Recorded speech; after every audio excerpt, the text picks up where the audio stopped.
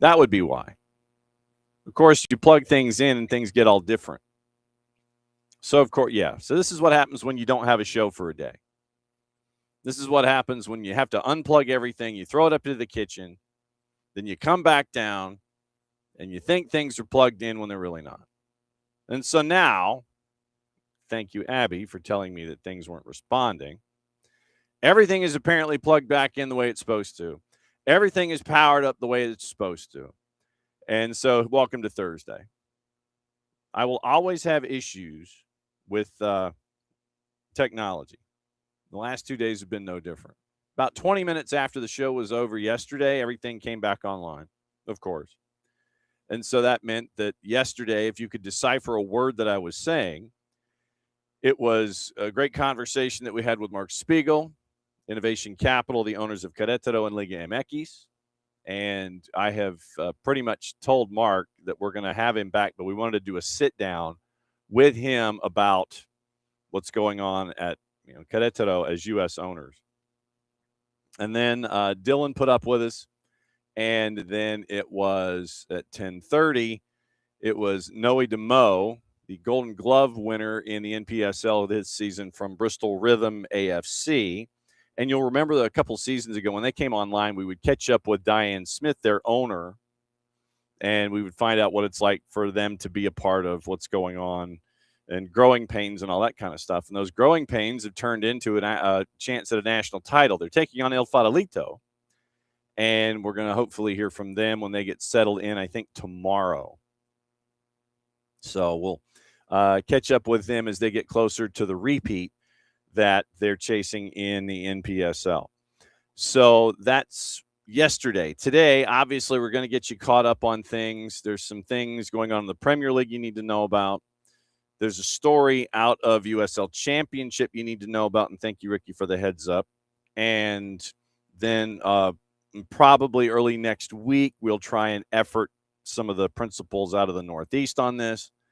And then, obviously, hour number 2 is the Power Hour with Nino and Nico, where we're going to tour the planet, take South America, get ready for Portugal, come back with Major League Soccer, and we'll catch up with Niko Moreno. We've got your highlights from last night's All-Star game that we've got to get into as a part of all of this as well. So there's plenty to get into. We got to talk WAFCON because there was a big upset there yesterday. And all of the things that are attached to what's going on here on the planet. We'll get you ready for anything and everything that's going on today here on a Thursday, and obviously just let you know. Yeah, Ricky, we're going to get into that. Ricky was the one who, in his intrepid producerness, let us know about Kawhi Leonard and the continuing adventures of Kawhi Leonard. For those of you that may not know, and I was trying to figure out what was going to be opening kickoff this morning, and I thought it was going to be Eddie Howe. And I think it has evolved into now what we're going to talk about in a second. And this is literally going to be the greatest hits because there's a lot to get into. And Abby, I actually had friends who were in the Bronx at the 110 by 68 that were there at the match last night because they're big Liverpool supporters.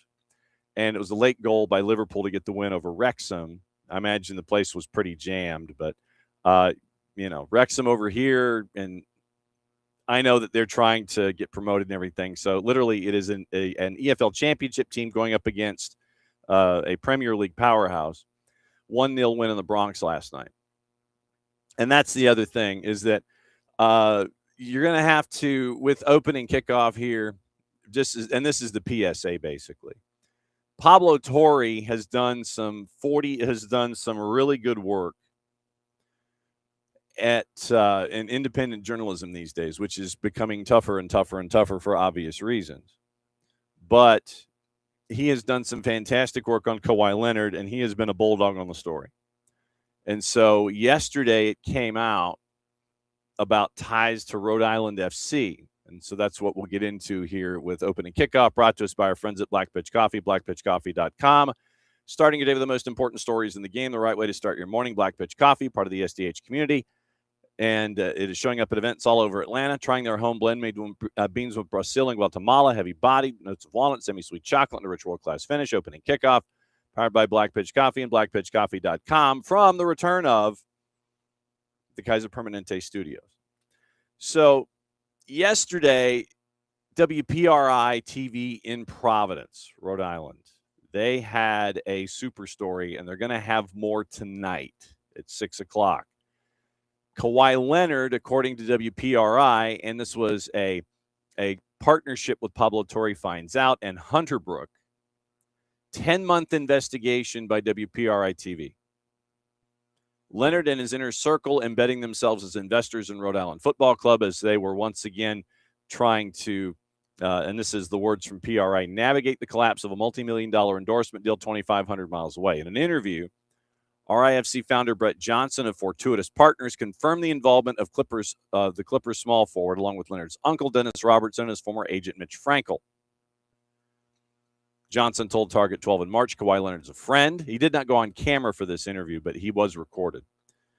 Described them as small investors in the club. They became involved at the same time that Johnson was struggling to get private financing to move ahead with the construction of Tidewater Landing. 10,000-seater, $130 million to build. PRI, quote, the previously undisclosed role of Leonard underscores how little has been known about who is backing the stadium deal, even with tens of millions in taxpayer funds on the line. Rhode Island FC has never publicly disclosed the identities of its full ownership group. Johnson, quote, the main owner, we're blessed with an incredible investor group, but there's a lot of reasons why we keep it very close to the vest. And that is understandable. Representatives for Leonard did not respond to requests for comment before the deadline for the report on Wednesday. Neither did Robertson or Frankel. And then news of the involvement of Leonard stunned those even closest to the project, including elected officials, public officials, consultants tasked with reviewing, approving, and executing the stadium deal. Pawtucket Mayor Don Grebian about Leonard, quote, if I were them, I'd be shouting it because of the positivity it brings to the organization. Grebian, who provided critical political support to get the stadium built in the city, said he didn't know about the superstar's involvement until WPRI asked him about it.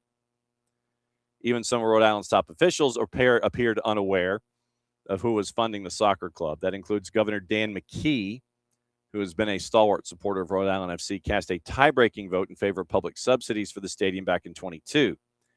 Back in October, on an economic development trip to the West Coast, McKee joined Johnson at the Clippers' home opener at LA's Intuit Dome, watching Leonard score 27 points.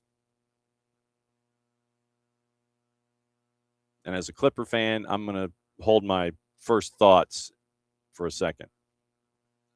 In a recent interview with Target 12, WPRI TV, McKee said he couldn't recall what was discussed at a game. When asked if he knew whether Leonard was an investor in Rhode Island FC, McKee said not really, meaning if he knew, not really. Though he also said, I knew there were some players that were involved in it. Pressed on whether he knew about Leonard's involvement, he said, quote, I would have to go back and look at that. Governor also said he's never met Leonard, though, quote, he was on my fantasy basketball team this year, end quote. As for how he wound up at a Clippers game, McKee said, I invited myself. His ticket was purchased by a Spanish sports marketing company called 380 AMK, but McKee said he reimbursed the cost. He declined to provide a copy of the receipt. 380 AMK did not respond to a request for comment on Wednesday. And so if you were to look up 380 AMK through the World Wide Web, 380 AMK, sports consultants, marketing, and representation. And it's translated because it is a Spanish website. So representation, their representation of athletes. Paredes from Barcelona, Fran Gonzalez from Real Madrid, Jose Angel Carmona from Sevilla, Santi Migueles from Oviedo, Miguel Capitas from Sevilla, Curo Navarro from Atletico de Madrid. And these are younger players. So they view the younger players as talents. They do not view them as athletes yet. Real Betis, Sevilla. Other than the other clients that they have worked with included Iker Casillas, Roberto Carlos after his career was over, Gareth Bale through Robots, Miguel Torres after his career was over, Diego Simeone. They claimed other clients we've worked with, Tony Kroos they've worked with in the past, then Xavi Hernandez. So the agency itself helping brands differentiate themselves in the industry, seeking a different way of working within the sector from plan strategy to execution. Digital marketing, branding, networking, audiovisual, trending and events, and communications with ideas. Communication management, community building, media relations with specialists, coordinations of media agencies, PR, and branded content. And so then you get the full Monty of their ideas. Once again, communications and such, success stories that they claim. Galan, PPA, Paredes, 1K Soccer Club, and Adidas Runners Iberia. Just to give you an example about 380 AMK. And then Kawhi Leonard once again. Russell Westbrook linked to Oklahoma City. Marshawn Lynch had been linked to Oakland Roots. We've got an Oakland Roots update. Unclear if Leonard has ever stepped foot in the stadium he partly owns, WPRI continues. No public record of him ever attending a game at Pawtucket. Never appeared in the team's promotional materials. For comparison, and Ricky brings this up, former NBA player Daniel Teese had joined the ownership group in March of 23. Squad keeps getting stronger and taller, that the team wrote on Twitter. Teese, who had previously played center for the Celtics, was with Indiana at the time, briefly became Leonard's teammate when he signed with the Clippers in November 23. Teese, who is now playing in Europe, declined comment through a spokesperson for the club that he is currently playing for. Johnson defended the decision to protect his investors' confidentiality, saying such disclosure is, quote, atypical from a capital-raising perspective.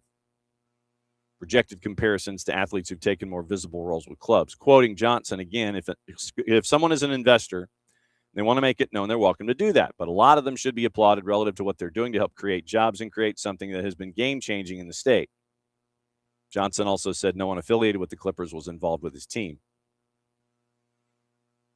And so then going back to everything that Pablo Torre has been investigating early, same time Leonard was playing the role, an undisclosed role in the Rhode Island Stadium development, business dealings drawing scrutiny elsewhere in 23, Clippers ending a sponsorship deal with environmental startup Aspiration Partners. Whistleblowers told federal investigators the now bankrupt firm had been used by Steve Ballmer, the owner of the Clippers, quote, to pay Clippers forward Kawhi Leonard an incentivized bonus to circumvent the NBA's salary cap disguised as an organic marketing sponsorship agreement, according to the copy of the complaint obtained by Pablo Torre. The no-show deal, first reported by Torre, spurred Adam Silver, the NBA commissioner, to launch an internal investigation into potential salary cap violations. The investigation remains open and has halted a trade that would send Leonard to the Raptors. Aspirations investors are also suing Ballmer over allegations in Los Angeles, and The Athletic reported earlier this month the scope of the investigation had expanded to examine an endorsement deal Leonard had with a second company. Clippers-Raptors deal involving Leonard remains in limbo. Scrutiny of the aspiration deal went far beyond basketball. This June, co-founder Joseph Sandberg was sentenced to 14 years in federal prison after pleading guilty to 2 counts of wire fraud tied to a $248 million fraud scheme. Bankruptcy filings showed Leonard was owed money from Aspiration through his holding company, KL2 Aspire, LLC, KL number 2. Leonard held the agreement with Aspiration while associates Robertson and Frankel helped facilitate the deal, according to Pablo Torres. As Aspiration was failing, the same figures quietly began forming a new business relationship tied to Rhode Island FC. In January 24, Leonard and Robertson incorporated 2 entities, KL and the number 2, RIFC Real Estate LLC, and KL the number 2, RIFC LLC in California, linking them to the club. Last fall, Robertson formed another entity, DRR, David R. Robertson, RIFC Real Estate LLC in Florida, adding to a web of companies tied to Leonard and his inner circle, whose roles in club's finances remain unclear. Once again, all this is from WPRI-TV in Providence.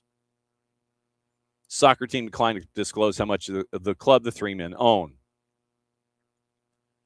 Quoting Thomas Coughlin from the club, Rhode Island FC's policy is to maintain the confidentiality of individual investor holdings. Accordingly, Rhode Island FC does not comment on specific investor stakes, valuations, or shareholdings beyond information that has already been made public. In his interview with PRI, Johnson suggested their investment is about more than the team and stadium. Quote, they're particularly interested in real estate, finding ways to invest in housing, particularly in low-income areas. In Pawtucket, however, according to WPRI, housing is yet to materialize. When the stadium project was unveiled in 2019, Johnson promised broader development that would include a hotel and hundreds of housing units across the Seekonk River. State officials initially said public subsidies would be limited to the housing component, a stance they later reversed as stadium costs climbed. McKee's tie-breaking vote in 22 diverted $27 million away from housing and into the stadium. Since then, Fortuitous has partnered with other developers in pursuit of additional taxpayer-backed subsidies, according to WPRI, for the long-promised housing. Their plans, touted as about 400 market-rate and affordable housing units, have received local approvals and new tax deals. They've applied for more taxpayer subsidies through RI Housing, but completed units remain years away from materializing. Johnson says, quote, Kawhi is very interested in using his capital to make a change in communities, and housing is what's very important to him, end quote. The identities of other investors remain undisclosed, leaving unanswered questions about who else helped finance one of Rhode Island's most heavily subsidized developments in recent years. In the end, taxpayers backed $60 million in bonds, delivering $27 million in public support for the stadium. They'll spend nearly $117 million over the next 3 decades to pay it back, according to updated estimates following a refinancing deal in December.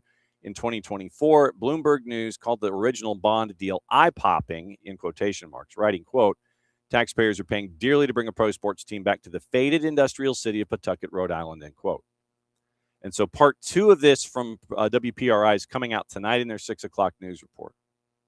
And so obviously we'll keep an eye on this, but you would never have anticipated that this is about as random as it gets, that you would have these 2 elements tied together. And the one thing that stuck out to me, and it is the cynicism that is attached to being a Clippers fan, is that the governor actually wanted to go see the Clippers play. Really? It's like, yeah, I just wanted to go see. I'm gonna buy a ticket to go see the Clippers play. Really? You're that hardcore, huh? You want to go see a guy on your fantasy team? Like I said, I'm a Clippers fan, and I'm asking this as a Clippers fan. You really wanted to just go see the Clippers? You want to fly out to LA? You didn't want to go see the Lakers? It's all the, you didn't want to go see LeBron.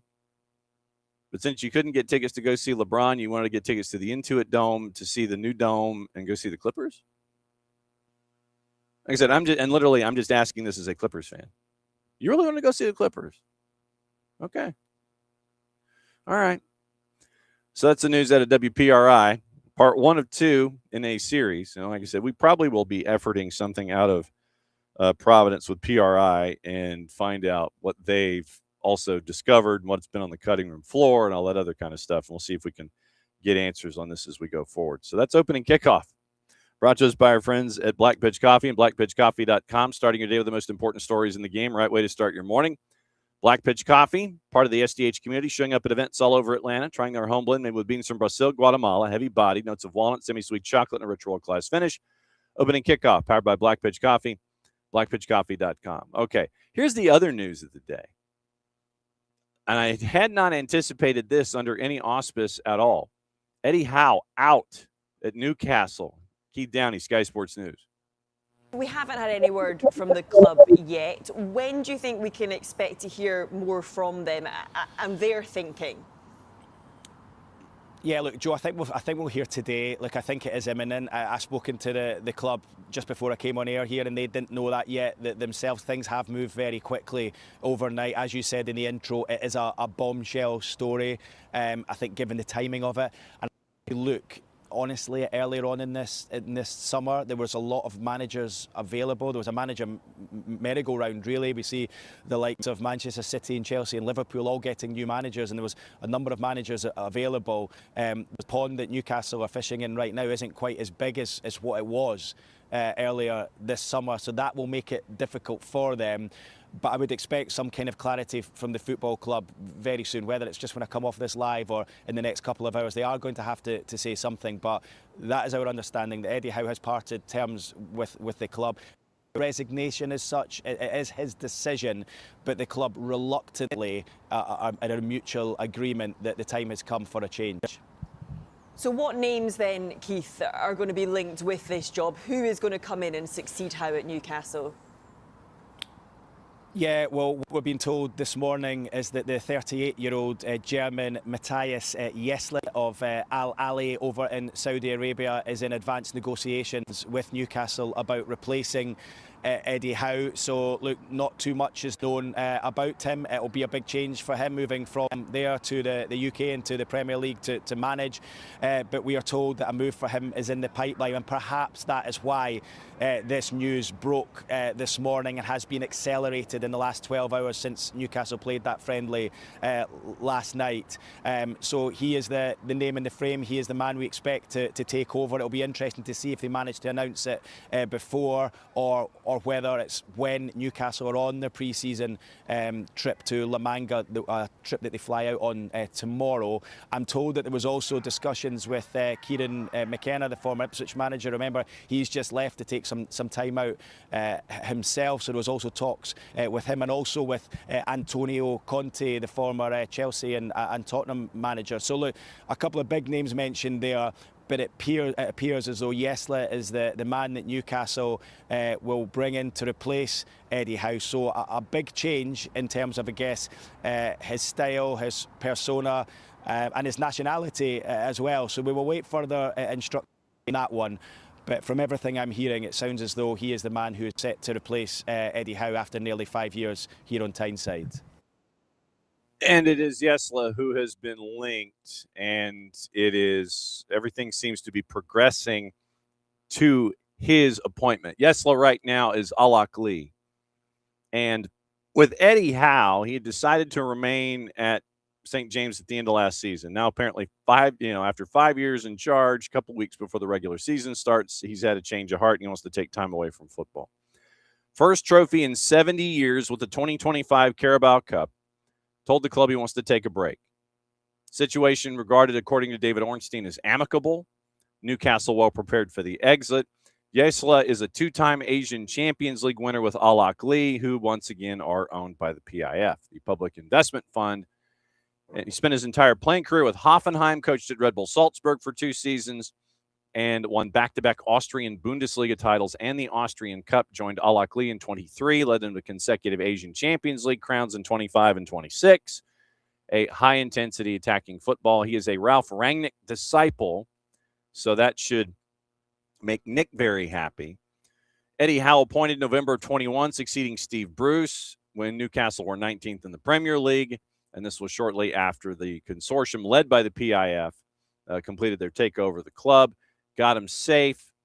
Fourth place finish in 22-23, Champions League qualification, top 5 placing 2 seasons later, also winning their first domestic trophy since 1955. Newcastle finished 12th last year, exited Champions League in the last 16, 8-3 aggregate defeat to Barcelona. From January 7th, they won just 5 of 17 league games, remained as Newcastle coach at the end of the season, which included, after talks with the 25-strong delegation from the PIF in a series of meetings in England itself. During the summit, all parties acknowledged the season wasn't good enough, can't be repeated, consensus that House should continue. But once again, Newcastle sells Anthony Gordon and Sandro Tonali. Total deals worth £69.3 million, or $92.5 million, and $100 million.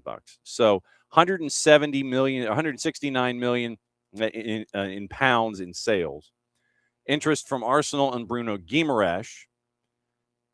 And so Eddie Howe obviously will now be considered a club legend. So Gisela, center back as a player, signed from Stuttgart by their then manager Ralf Rangnick. Germany U21, suffered an ACL tear in a 2009 game, never the same, retired at 26. Then, thanks to Rangnick, who was RB Leipzig's head of sport, invited onto a trainee program within the club's youth department, worked as an assistant to current Stuttgart coach Sebastian Hoeneß, who was in charge of Leipzig's U16s at the time, became an assistant at Brøndby. 2019, back to the Red Bull network, coach of Salzburg's U18s. Then you had 2 years later in 2021, replaces Bo Svensson at Leiferding, Salzburg's feeder club. And when the Dane took over at Mainz, and then when Jesse Marsch left Salzburg for Leipzig, Gisela was in position to succeed him, head coach of the Austrian champs at the age of 33. Gisela wants his players to have agency on the ball, but for that expression to exist within a framework and to be supported by intense defensive work. Nick will be happy. Press. Quoting Gisela, I want to stress on the opponent as soon as possible. And when we win the ball, I want to go as quickly as possible towards the opponent's goal. I'm very vertical in that approach. Rangnick influence is clear. Naturally, as that comes to the players within the Red Bull system, the world outside it is not the same. That is absolutely true. And that came from an interview with Gisela back in January with Sebastian Stafford Bloor of The Athletic, their German football correspondent. So I think early on what you're going to see from Newcastle and Gisela is the opportunity to press the ever-loving daylights out of the ball. And then, I don't know, he's going to have to construct a roster, and you can do this economically, which is, I think, what Newcastle has to do these days, is that you have to have players of a certain physical ability. They got to be able to press out of the building and do it for 90 minutes. So how much of the current roster, and this is a Maddie and Alex question more than anything else, because I don't have the answer. If Gisela wants to do the race, as Nick says, who on the roster currently at Newcastle can handle that kind of ish? And having squad turnover being what it would be, then it might help things out economically. But I'm just wondering, what's the roster makeup going to be with Newcastle if we think that Gisela is going to be their new head coach? What's the new roster going to look like at Newcastle? What's it going to look like? How many of the dudes that are here are going to be able to handle the demands of the Gisela pressure over 90 minutes? Last 15 first half, last 15 of the second half. 30 to 45, 75 to 90. That's when you usually tire out in this system. So what's it going to look like with Gisela, and how much of that roster that's currently there is going to be different? That would be my larger question for all of this. So looks like Matthias Gisela is going to be the new head coach at the new manager at Newcastle, and we'll see what the roster looks like. But once again, you've had some big outbounds. Looks like you might be having more outbounds. But Ysla might have guys that he wants to help his system that would not meet the financial demands of the players that are on the outbounds. So it might help. It might help Newcastle on their bottom line. So there you go. That's the biggest news out of Newcastle in and of itself. Morning, Knicks. Morning, David. Morning, Will. Morning, Ricky. Morning, Abby. Abby's thinking maybe 48,000 last night at Yankee Stadium. Not a surprise. And then morning, Ricky as well. So Abby and Ricky and Will and David and Nix and Kefsey. Kefsey's in this morning. Well, good morning, Kefsey. Welcome back. So that's where we are with all the things that is attached to. No, there we go. Okay. All right. So that is the early rundown of things this morning. Obviously, after Nino and Nico come in the second hour, we'll look at gossip, rumor, and innuendo. We'll kind of push that to the back a little bit just so we've got it ready for us and have it be the most updated as we can leading into the rest of your Thursday. So last night, Charlotte, and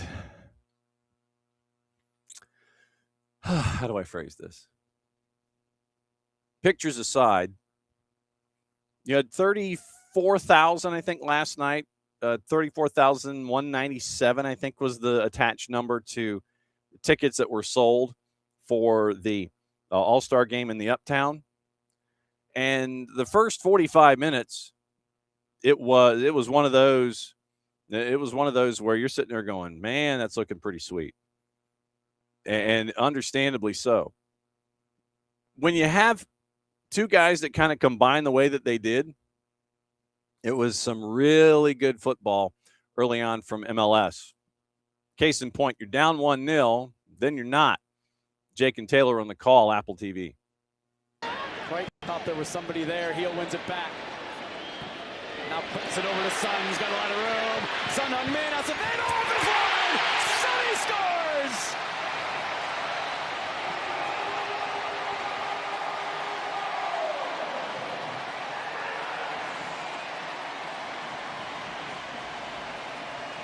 It's who the people came to see, many of them. In the All-Star game, perhaps the biggest superstar here tonight delivers. Then Carlos Heel, brilliant, turn him over, but then just clipping it in behind and allowing Son to run on. No defenders around him. Strike one, strike two, but the third one, the third bite of the apple, the all-time leading goal scorer for South Korea, buries it. It's 1-1. Game on. Now, so it's 1-1. And then it wasn't, because Carlos Heel is a very bad man. And we'll go over the goal in and of itself in a bit. But here's a goal that made it 2-1 for Major League Soccer, and it was a beauty. Mukhtar clipped forward to Heel. Acevedo stayed this time. Heel. Oh, my goodness.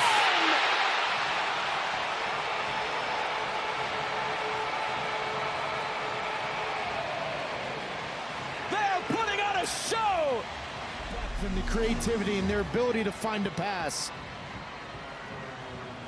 Argue with me right now. Top 10 player in MLS history, Carlos Heel. Brilliant composure, vision, and a wand of a left foot.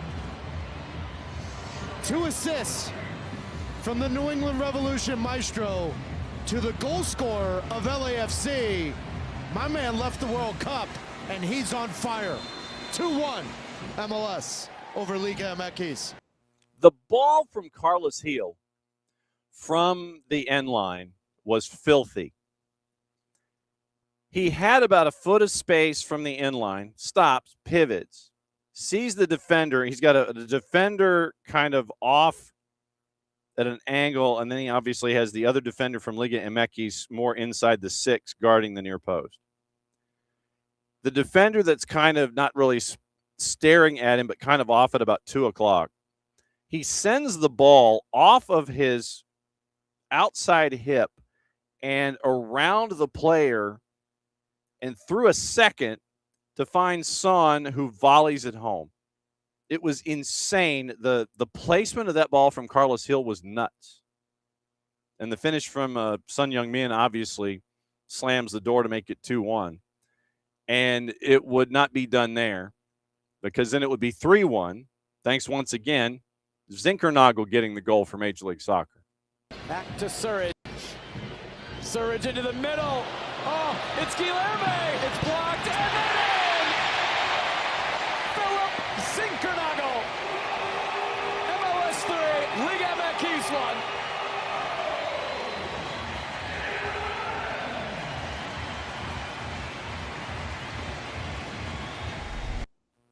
And so that way made it 3-1 at that point.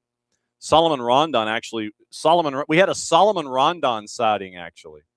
3-2 at that point in the 55th. And then 3 minutes later, you get the change to go from 3-2 to 4-2. Evander with the goal in the 58th. Still through. Behind Dreyer. Surridge, good touch. Evander!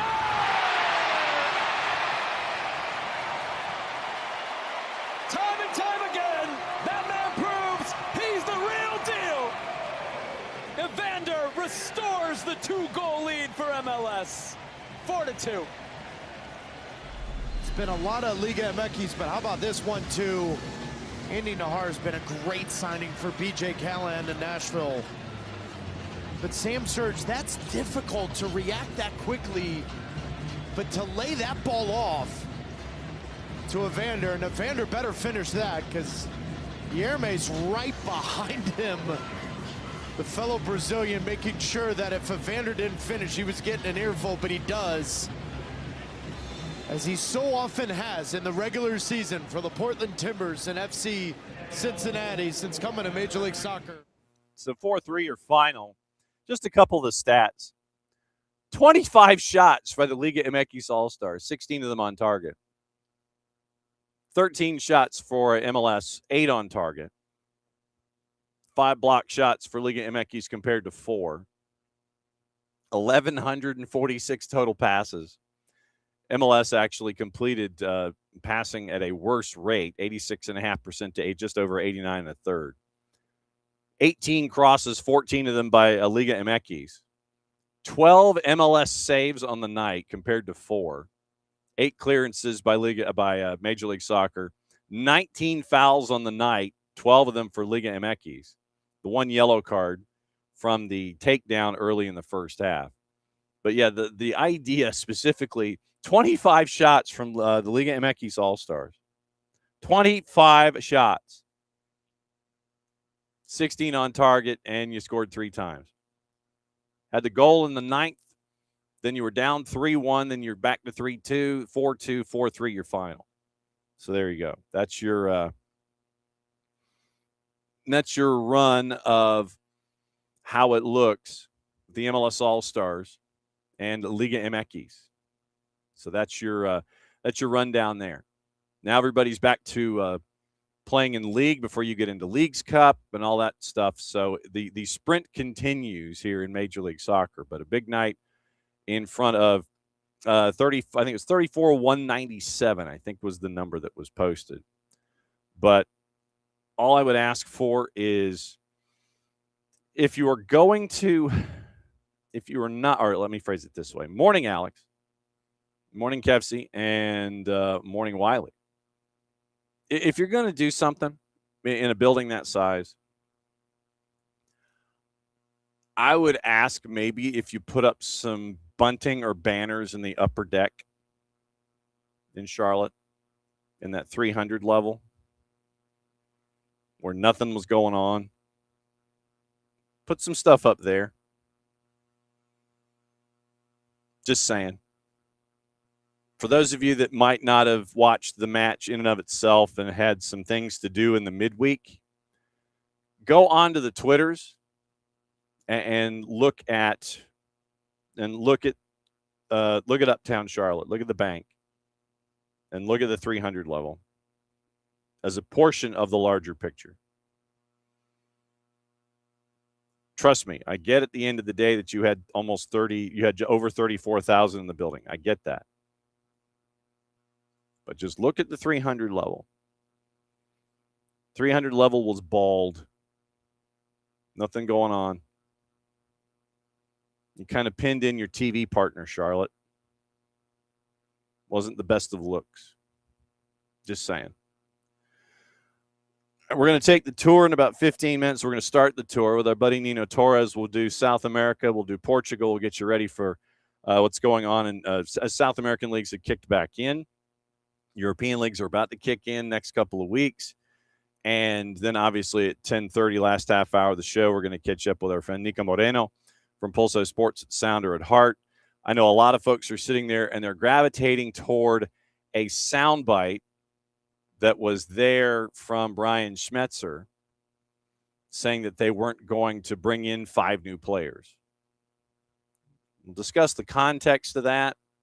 Obviously, something like that is going to get you headlines, but the larger point is that there's more to it than that. David, they did not try to sell the full barn. They did not. David wanted to know. When Atlanta had theirs, they sold full barn. When Juve came to town, they did not. They made a conscious effort not to sell the 300s. They wanted lower bowl. And like I said, I get it. You know, you sold the lower bowl out. I mean, it was, like I said, 34,197 was, I think, the number that was posted. But there was no effort. That was not part of their intent. Their intention was not to open the building to the 300 level and above, to that upper section. It was supposed to be club level and the 100s, and that's it. It's disappointing that Charlotte felt that was the way to go, because I think that with the Liga MX fan, I think that you would have gotten more people in the building. I think also that, and even if you turned it into something that was, you know, if you were wanting to really embrace, say, the youth community, you give away a boatload of tickets in the 300s. But no, there was no effort at all, no conscious effort to sell the full barn at all. They decided not to. And that's disappointing. And you really pinned in your TV partner with that. And honestly, and David, you're right. Literally, upper tank, you go $20, bring people in the door, do giveaways to the local soccer communities, all the youth leagues and everything. Get all the youth leagues in there in the upper tank and the 300s. Absolutely. If you're not going to do that, then put up bunting and banners. But you really pinned in your TV partner with your lack of want to. Lack of want to really pinned in your TV partner with a lot of the visuals last night. Atlanta United is practicing this morning at the Children's Healthcare of Atlanta training ground, and there are some youngins that are a part of the practice and the training. Yesterday, it was announced by Hapoel Be'er-Sheva that Pedro Amador is now part of their group on a 4-year deal, I believe. So Pedro Amador is now he is out. He is now out with his new club.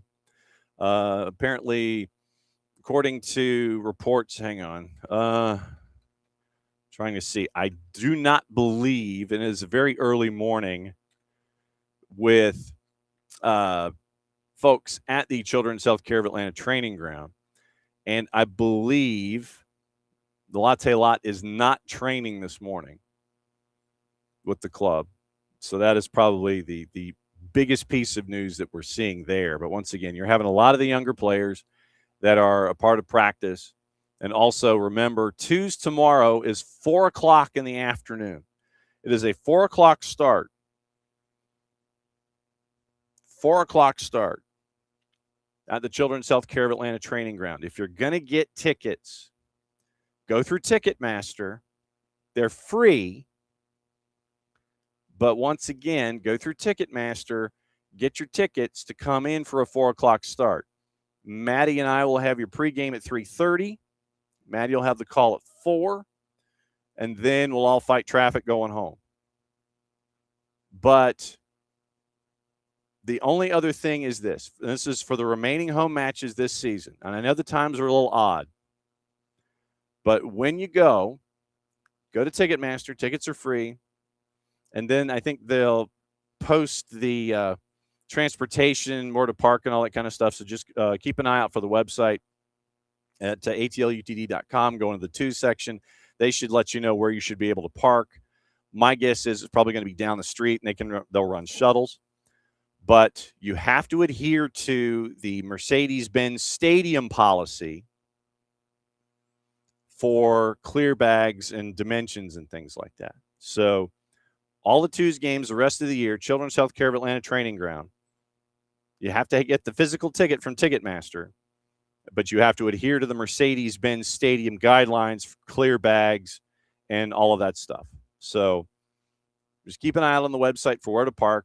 I think it's going to be at the park down the street, as the way it traditionally is for events that are on that campus. So probably down the street, shuttle in, make sure you got your ticket available, make sure your bag is cool and meets spec like it would at Mercedes-Benz, and then you'll be fine. But 4 o'clock kick tomorrow, Carolina Core, 3:30 pregame with me and Maddie. Maddie will have the call at 4. Game will be over about 6. And then it's a Friday in Atlanta, 6 o'clock in Cobb County. But at least you'll be leaving and you'll be heading against traffic. And so Abby is confirming soccer park down the street, shuttle in. So it's a big matchup for the 2's tomorrow. And they're all big matches, really, because right now the 2's are in a fight in the Eastern Conference. They're at 33 points, but they have match in hand on 3 of the 5 teams above them. So if they take care of business and beat Core tomorrow, who are 14th in the conference, 21 points, 21 matches played.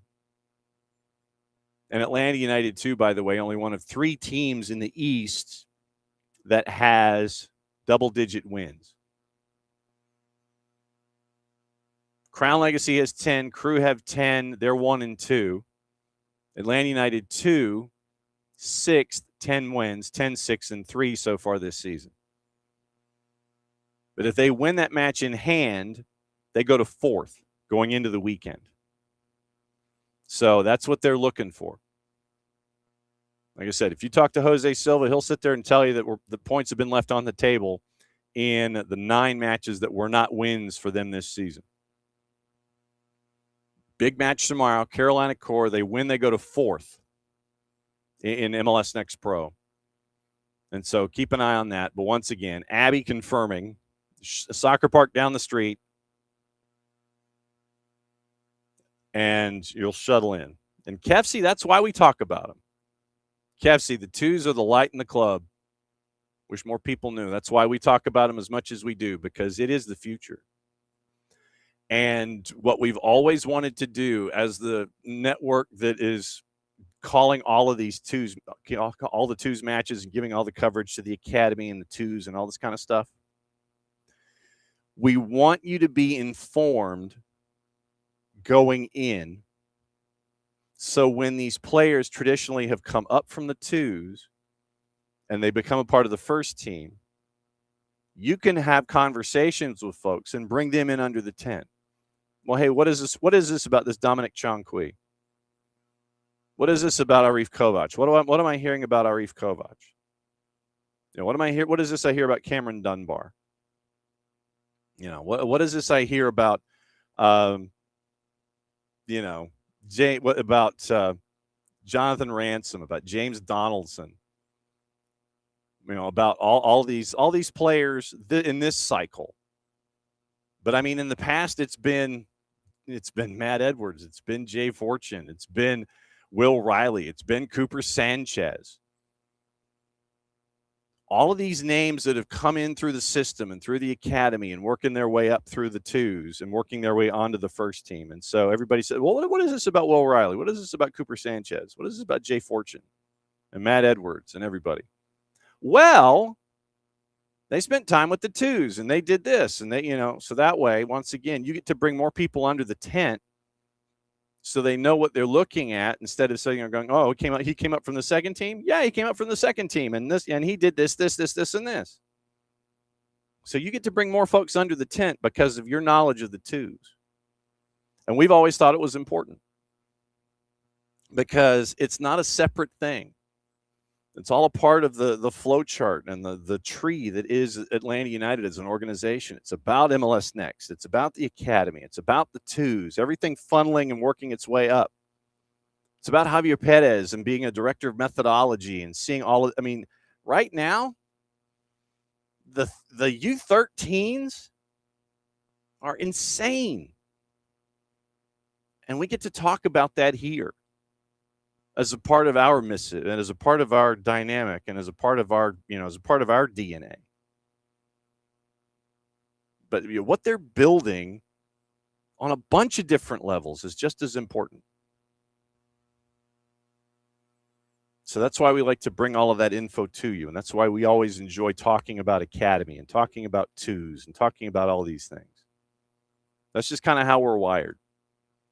We enjoy the storytelling aspect of it, but we also understand its importance. So that's where we are. Anyway, now I'll get off my soapbox for a day. So that's where we're at when it comes to Atlanta United and the twos. So enjoy the twos. It'll be good to see everybody up there tomorrow. What to watch, where to watch it, how to watch it from our friends at Fanatis, ftz.co/soccer down here. That link is important. It helps us. It helps them. It helps you. Add to all the streaming services and all the matches that you didn't know you could watch. You can really watch them now. Links to CATV, links to Tigo Sports, links to a lot of the A and B divisions in South America. You've got TVV out of Venezuela, CDO Plus out of Chile, Liga 1 Max Pro out of Peru. You've got TEC out of Argentina. And you've got all the BNs, and I mean all the BNs. Polish League kicked back in this past week, which reminds me, I've got to do the picks of the week for the Discord to start the Clausura and get you ready for that. So that'll be up. I'll do that today. So that way it'll be a sprint into the weekend, and we can do it that way. So Clausura getting ready for that. Whoever won the Medio, the winner of the Apertura, you guys are in the Campeón de Campeones MLS Cup week. Or MLS Cup, period. So that'll be Campeón de Campeones. But we got to figure out the winner of the Clausura, and that starts this week. This weekend, keep an eye on the Discord. So you got the Polish League, the Turkish League, and the French League with BN. You have all the stuff with WAFCON going on right now. Big upset yesterday. The Shawinga sisters came up big for Malawi. 3-2 win for them in the tournament in the knockout stage. We're going to effort our friend Ali Howarth as the tournament continues to go to talk about all the storylines that are available to us. So you get AFCON, you get WAFCON, you get all the AFC Champions League stuff, you get all the Olympic qualifiers, you get all of the U tournaments, you get all of the World Cup qualification stuff. That's all in one place over there with all the BNs, Middle East, North Africa, Europe, all of that. Today, Sudamericana and Libertadores, you also get those. Sudamericana, again, Gremio Boulevard at 6, O'Higgins and Boca Juniors at 8:30. That one is also simulcast on BN Español. Sunderland and Leeds at 7:30 on the Deuce. It is CONCACAF U20s, 9 o'clock tonight, Mexico and Guatemala. It's on FS2. Europa League, Midtjylland and Besiktas at 1 o'clock. And Conference League, Panathinaikos and Pakshi is at 2:30. Costa Rica and Antigua and Barbuda is your first match. That one's going to be on at 6. And then Central American Cup is on Paramount Plus. Remember, they just signed the deal. Herediano and Marathon, that is an underrated one. That's at 9 o'clock. Municipal and Cartagena is at 11 o'clock. And that's on Paramount Plus. And that's what to watch, where to watch it, how to watch it. Brought to us by our friends at Fanatis at ftz.co/soccer down here. So that's where we're at. Okay, now we get to find out what is going on. It might help if I actually might send links and stuff. So I'm going to send a link real quick to Nino and Nico. It's like literally they've been on the show so much, I take it for granted that they, that they know where to log in with all the things. So it is Niko Moreno and Nino and studio space. Okay, so there you go. All right, take the tour on some of the other news. Real Madrid reports a record 1.221 billion euro in revenue. Third straight year above $1 billion. Club's own claim, highest revenue figure in sports history. Without any trophies, Xabi Alonso leaving and Jose Mourinho coming in. Brescia Calcio liquidated after 115 years, dissolved by the Italian courts. Club had already been stripped of their professional status, barred from national competition since the summer of 25. You're talking Pirlo, Baggio, Guardiola history. But Brescia Calcio, out the door and done after 115 years. Let's see. What else have I missed? DC United adds defender midfielder Kimito Nono from Kashima Antlers on a deal through 28-29 with a 29-30 option, 13-3 and over 87 appearances the last 3 years, best 11 in the J-League in 2024. Kashima won the J-League title in 25. Late night Spirit beat Utah 1-0. Jarrett was there. If you follow him on Twitter, you'll notice that he's at a lot of games at America First, and we get to learn together with him, whether it's Monarchs, whether it is Royals, whether it's RSL. Washington now 36 points, 17 matches atop the table. Paige Matire across to Rodman, 8th goal of the season, and that gets the win on the road for Spirit. NWSL suspended Kansas City forward Penelope Hawking for one match after determining she deliberately stood on the ponytail of Boston Legacy's Alba Caño on July 25th. Disco ruled it a major game misconduct, overturning the on-field ref's initial no call. Hawking is going to miss Kansas City's match against Racing Louisville. Timbers signed Vincent Janssen on a free. Club's first Dutch player in history, 2-year deal through 27-28. 4 seasons at Royal Antwerp, 64 goals and 173 appearances, replaces Felipe Mora, who went to Atletico San Luis. Cindy Parlo-Cohn asked about it at the All-Star game last night. Says that contract extension talks with Mauricio Pochettino going well, teased an announcement in the coming days. And so U.S. Soccer wants to keep him through 2030 in Spain, Portugal, and Morocco. So that is the that's a bit of the rundown with what happened in the overnight. But obviously we'll keep you posted on anything and everything that might come across our bow one way or the other before we leave you this morning. And it is so, and I'm so happy to have this studio back, considering what happened yesterday. And it still drives me crazy. I was mortified. With all the guests that we had yesterday. And it was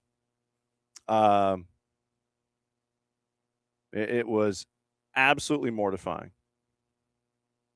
But now that we're back here in this particular part of the planet, then it's is that on? Is that entirely too? I feel like that's too much of a glare. See, nothing like trying to do things where you sit there and it's like, you look like you're flared out and everything. Are you going to behave? You going to give that to me? Is my lamp broken? Maybe that's why. Wow, it's not letting me do it anymore. Okay, maybe you are broken. Maybe I need to get a new lamp. Yeah, or okay. Wow, you are. Maybe you're as down as far as you can go. Okay. It just felt weird. Knicks is shocked that Poach is still or maybe re-signing. Still don't think the odds are great he's still here in 2030. But, and I will say this, that they want to keep him for the 4-year cycle. They want to keep him. And I think that the biggest thing, would not surprise me if there was something in the contract that says if you leave, it is a massive financial penalty that has to be handled by the club that wants to bring you in. If he wants to go back to Europe at some point, then it would be, okay, so, hey, Bodo Glimt, you're going to pay like $98 million penalty for having it happen. All right, it's that time. It is that time. The man is large and in charge as he always is. He's ready to go. He's getting gassed up. He's trying to figure out what is going on in and around the planet. He knows because he just sent me the notes. Because it is that time to figure out what's going on. Is he ready? Is he ready? He's always ready. And for now, we go to Peru. Yellow, yellow, yellow. My man, what is up? Yellow, yellow, yellow. Soccer Down Here fans. I'm here. I'm back. Bigger and better than ever. So loaded, so excited, so happy about the Peruvian soccer teams that are just rolling, brother. Flexing the muscle in CONMEBOL, flexing the muscle in Liga Uno. We're so back. You are. We're so You back. are. You're getting. It's a Clausuras are up and running. Tournaments are up and going. Sudamericana, Libertadores, and I'm just going to dive in. Fasten your seatbelts. Liga Uno Universitario is seriously back. Please explain yourself, sir. So, but by the end of last year, there was a new administration, new bosses in town. They got to manage the budget, and they re-signed the three champions and everything else. But the signings were not there. The signings, we fell short. So they just decided to redeem themselves and to show the fans that they can do the things right. I think. Hopefully so. Hopefully so. Because we really, literally, we just gave away the first half of the season. We just gave away the Apertura with terrible signings, and actually, firing the coach, and we got to get Cooper on board. And now, we with the signings that we made, Johnny, we are the number one team. We're the number one contender on this competition right now in the Clausura. So all the Alianza Lima fans, they're already crying. Why did they sign this player? How come they get away with this big way? How come they didn't call a foul? Brother, in his second game with the Unión Deportes, in his second game, he scores a goal. This is what we're talking about when we talking about strikers, right? It's not like, you got to give it some time to adjust to the new league. Give it some time to this. You give it some time to that. This is something that we don't have now when it comes to strikers, because we're so sick of signing and well, Gianluca is not Diane, but it's all right, man. He's 37, but it's all right. It's all right. He's a quality striker. He's a quality striker, Peruvian national team striker, and there were all the concerns about because he was not 100% fit, right? Again, the same story with all the signings lately. That he's not. You gotta give me some time. I'm good, brother. Just give me 15, 20 minutes a piece, and I'll keep scoring goals. As long as he comes in, he plays. I don't care if he plays 5 minutes, as long as he scores a goal, right? I don't care. And that's the thing with strikers. And the good news is not only that Lapadula is scoring, also Alex Valera is on board on the first two games. You got the return of Piero Quispe. We got several pieces, Johnny, that makes this team so dangerous now. And I'm a little bit carried away because it's my team, but just a little bit, right? But it's just besides that, my devotion for this team. They're not to be serious now. And it's not that I wasn't serious. It's just a little bit more dramatic. It is true that this team under Cooper, who with a full preseason under his belt. It's not like because when he arrived, he gotta play. I gotta play two couple of Libertadores games. I gotta play this two.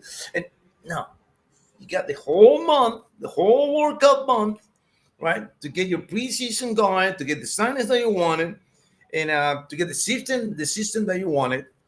And it's starting to look like a Cooper blueprint in the Liga Uno. And this one goes for you, Alianza Lima.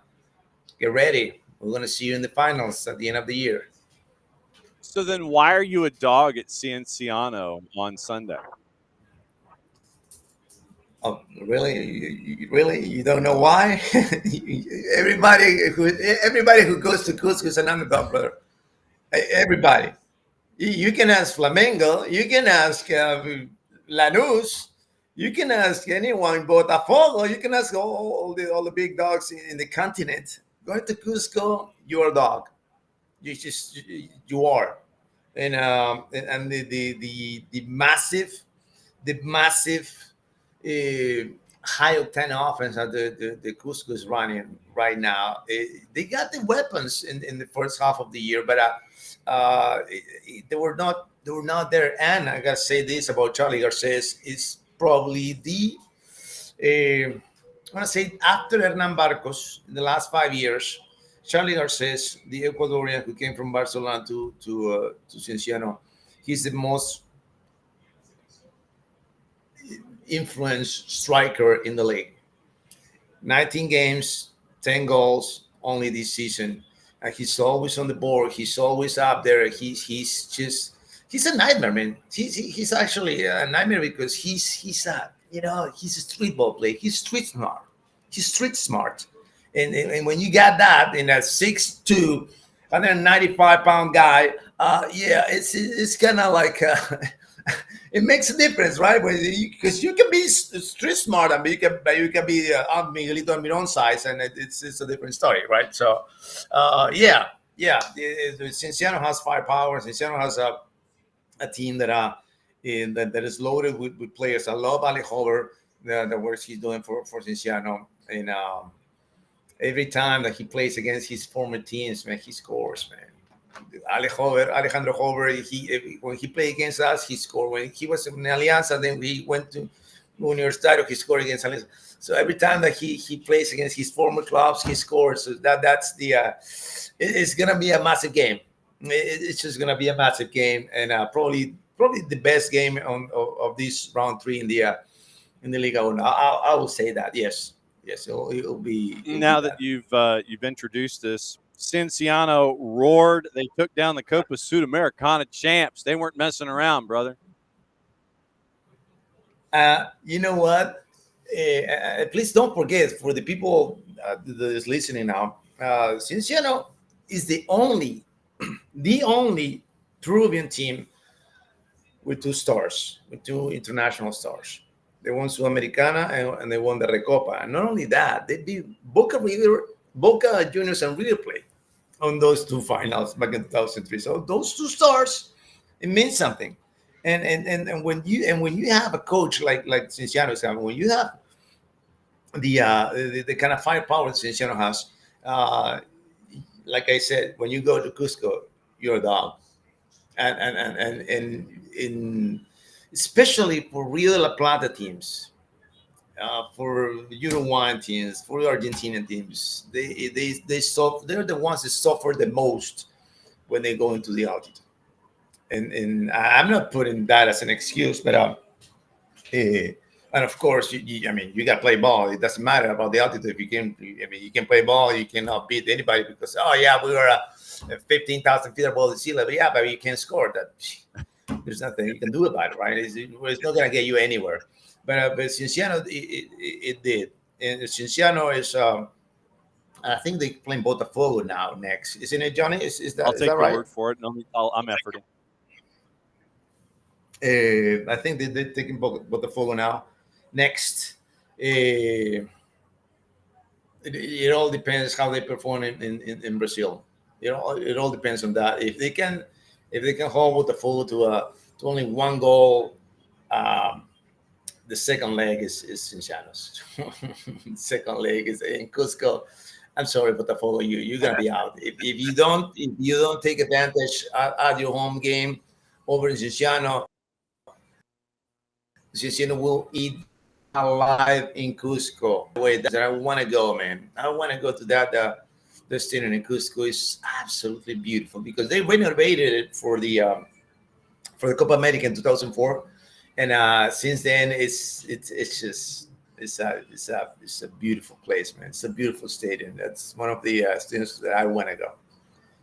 Hopefully, so soon. Yeah. Yes. I mean, River Plate. I'm just scratching my head. I'm scratching my head on both Boca Juniors and River Plate. Boca Juniors play tonight at 8:30. O'Higgins, but yeah, I'm scratching my head on both of these dudes. It's how do I put this? We talked about this before, and I'm gonna want to say it again for the fans that didn't hear me before. They gotta switch the way they're doing things in both clubs, in River and in Boca. I mean, in Boca Juniors, it's going to be more difficult because Riquelme is not going to go anywhere, and it's his way or there is no way. But in River Plate, it's a different story. But now they fired Gallardo, and what are they doing now? They can't find the right pieces. They can't find the right coach. They just can't. And all these re-signing players that are thinking that because they won something with River Plate 8, 7, 9, 15 years ago, they're going to do it again. And it doesn't work like that. It doesn't work like that. Outside Colidio, who's the best player? If I tell you River Plate, Johnny, tell me a name that pops something in your mind right away. Just give me one. I mean, that's my problem. I can't.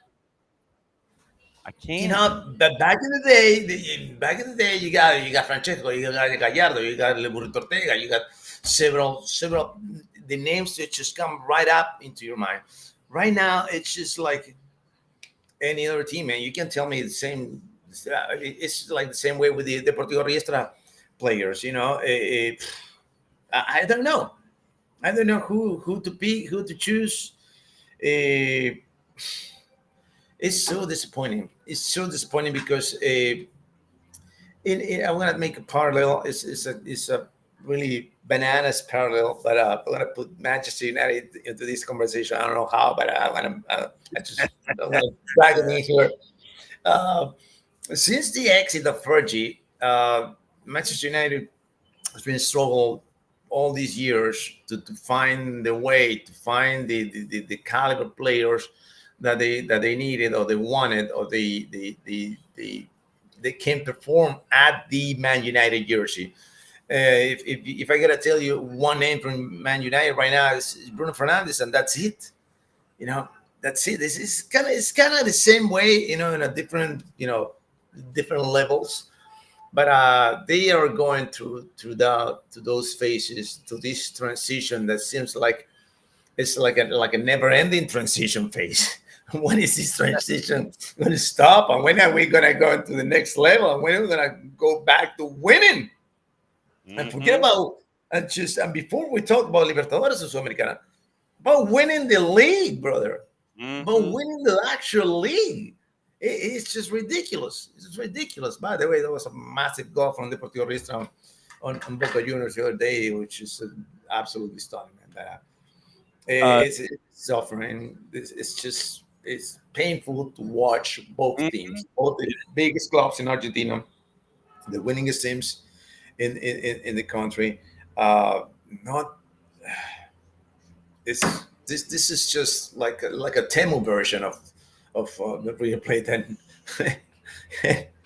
wow. Yeah. That I was hard at that, but it's true, man. It's the truth. That's wow. What it is.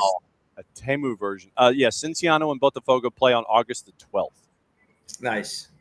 Is that first leg away in Brazil? Yeah, Botafogo's on the bottom of the bracket because I'm looking at it. Cienciano's on top, Botafogo's on the bottom when you look at the bracket. So, yeah, it is. Yeah, it's at the team that's on the bottom because, Lanús and Cienciano was on the bottom when Cienciano got the 4-0 win. So I'm going to assume and project Cienciano is at Botafogo August the 12th. So that's how I'm looking at this.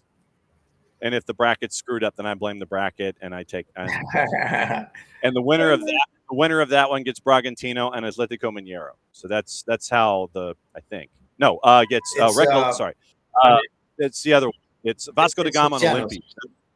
Yeah, Cienciano Botafogo gets Vasco da Gama and Olimpia. That's what it looks like next time. So that's out of that. Okay. And it's at home. It's at home. Cienciano home, John. Yeah. So that's what you're staring at with those two. Okay. Next up, the masterpiece in sports marketing with Deportivo Municipal. What's going on here, brother? This is just Google Deportivo Municipal sponsors. Okay. Google that and you'll see. All right. When you Google that, I'm gonna tell the story to the fans here. So Deportivo Municipal is a legendary club here in Peru, and then they were relegated to the second division, and they were this one, yes. You see that one? All right. Yeah. So this is what they did, right? They were just desperate to get money, to get sponsorships, and they came up with this just wild idea that it was just absolutely insane. But and they were like, "No, is it gonna work? We have nothing to lose, brother. We have nothing to lose." So what they did is, instead of going for a big name, right? Hey, I don't know, Samsung, we need sponsor from you guys to cover our jersey. No, we're gonna offer whatever business that wants to be a sponsor of the Deportivo Municipal. We give her $60 a piece. You pay $60, and you get your name on the jersey. There's 1,000 sponsors now on that jersey. 1,000. So they got all cramped out together. They're all in there. It's just like it's a mosaic with all these names and businesses, small businesses. It's like Juanita's Panaderia and there or whatever. And it's just beautiful. I mean, $60,000 on sponsors from this wild idea that I think it should be. I mean, it's gonna make a case. They're gonna talk about this in Harvard. They're gonna talk about this in the economics and the Forbes because it's genius. It's a genius idea. Those ideas that either it could go so good or so bad, and it was so good. You see that? It's just ridiculous, man. I love it, and now I wish I'd known about it because we would have dropped the $60 to be on the jersey. I mean, yeah. I wonder if you can still do it because you can there's a pre-sale on the jersey, and also if you're a sponsor, you could get like a 35% discount and everything. But yeah, it's $119.20 to buy the jersey right now. But yeah, I got to figure out how to get a sponsor deal on this, and then I've got to figure out how to get the jersey. Because this is gorgeous, and that's fantastic marketing by them. It's genius, gorgeous, man. That's gorgeous. So it from Infobay. This is where I'm catching the intel on it. But yeah, literally 1,000 sponsors, $60 a piece, and it's out of financial necessity. They did it. The phrase by Albert Einstein: "A crisis is an opportunity to progress." There you go. And so the financial crisis of ADL worsens over the years. Team sporting performance forced authorities to seek a solution that could at least reduce the problem. And so they sold the space on the jersey. Hundreds of parties joined the project, and they got 1,000 sponsors and entered the market once and closed their participation in the Copa Peru. Businessmen, merchants, entrepreneurs. And so they're now So they're called the Garbage Dump Gang. Yeah, that's their name of the ultras. Yeah, Those are the ultras. La banda del basurero. Yeah. That's fantastic. I mean, that's gorgeous marketing. And so now I've got to go down that rabbit hole when the show is over to see if we can still dive in and be a part of this. And so they went from undergoing special preps for their return to Liga Tres to derailing their Copa Peru campaign, crises financially, fought through appeals, complied with the Peruvian Federation's ruling, revamped with the additions of Jair Cespedes and Cristian Ramos. They were in the departmental stage. After waiting results of the district and provincial phases, paired with Defensor Santa Teresa, an opponent they defeated with goals from Panduro and Messias. And so the academy goes to the next stage and all. Okay, so I went down the rabbit hole, but that's a fantastic. I saw this and I was like, oh, but now that you bring this up, great marketing by Deportivo Municipal, fantastic stuff. And yeah, you're right. That's great. I love that. I love how folks respond to that. All the hearty stories from the World Cup are beautiful. What do you mean here? As I was watching all these, you got all these YouTubers now that they drop money, right? They go to businesses and they just bring bring customers for the businesses that don't have any clients. And I see this guy, I forgot his name, is Nasir, I forgot his name. So he was spotting, fans that were like seemed like they were out of place, right? And he was looking at this lady, was by herself, an Algeria fan, and she was sitting in the middle of the north side of the stadium. I don't know what stadium was, what game it was. I think it was Arrowhead. I think it was in Kansas City. And it was that one, yeah. So he went up there and approached the lady. Hey, how you got here? Well, my friends didn't want to come, so they told me if you want to go by yourself. So here I am by myself, and he offers, hey, how about you? Would you like to watch a game in the street? Yeah. So she went there, spend, and then go to a party and everything. And you gotta see the faces, man. You gotta see the faces. They just like you just made the day their history right there. They just made history right there. That's something that's gonna tell your grandkids in I don't know how many years, but whatever. But then there's the same guy walks in the street and sees this family, all the Portugal jerseys, all of course, to number 7, of course, right? Oh, guys, you fans of Cristiano? Yes, give me the shoe, and you got the shoe and everything. Also, what you got tickets? No, man, we just can't afford it, man. We just came here to be here, and then we just go to the party and whatever. But okay. So he shows up all these tickets for the entire family, like 6, man. The mom, dad, the 4 kids, the kids, and the kids they were crying, man. They were just crying, and I'm so happy that we have these kind of people around the world that they're doing this good to just not just. I mean, this is for families, but there's a lot more that they're doing this to people in need. But in this case, it was the families and people in need of a beautiful story for the World Cup, for the national team. You just travel there and without a ticket, man. You just go there just to be there. Just to be there, it's already a blessing. And then on top of that, you got to get into the game. It's just they're gonna remember that forever. And I'm just crying all over my laptop here by watching these beautiful stories, man. I'm so glad that is happening, man. Okay, so I have a request. Yes. They don't EOO does not ship to the United States. They ship within Peru, but they do not ship to the United States. All right. Yeah, I got you, Doc. I got you. How you got, man? So I need to send it to your place so you can then in turn flip it. So they're doing a pre-sale right now of the 1,000 sponsor jersey, Deportivo Municipal. Uh-huh. And so you can dive in on the pre-sale right now, but they don't ship to the U.S. So I'm going to have to ship it to your house. Okay.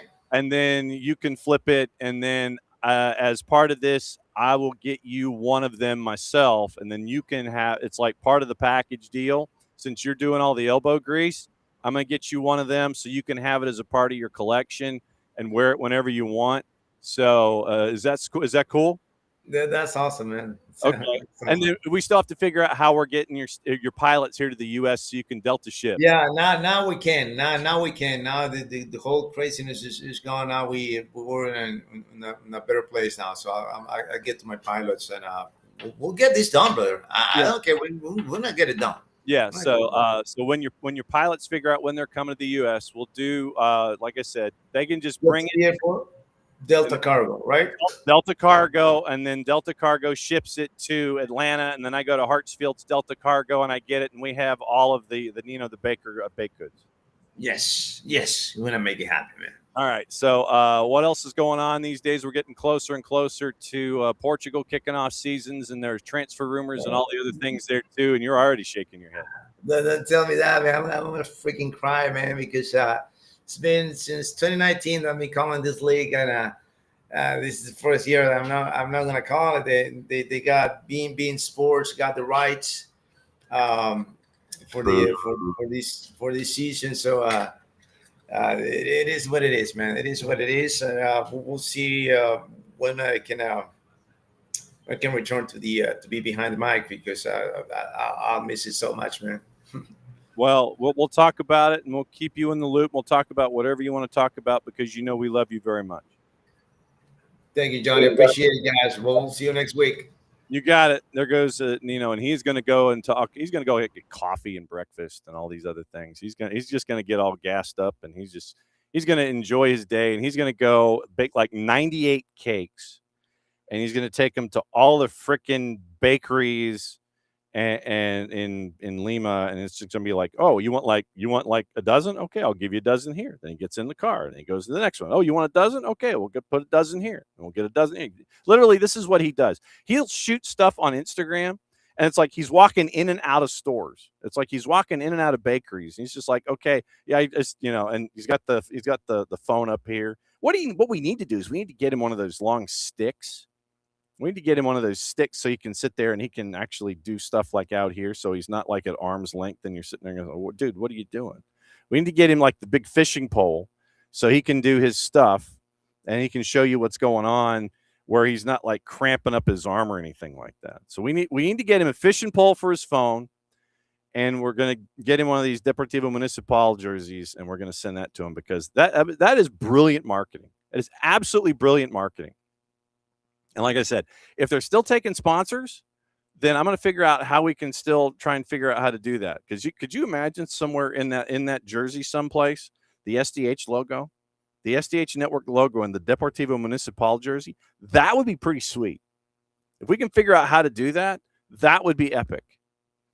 But that's going to be the fun part of this. So, see, this is what happens when we bring in Nino on a weekly basis.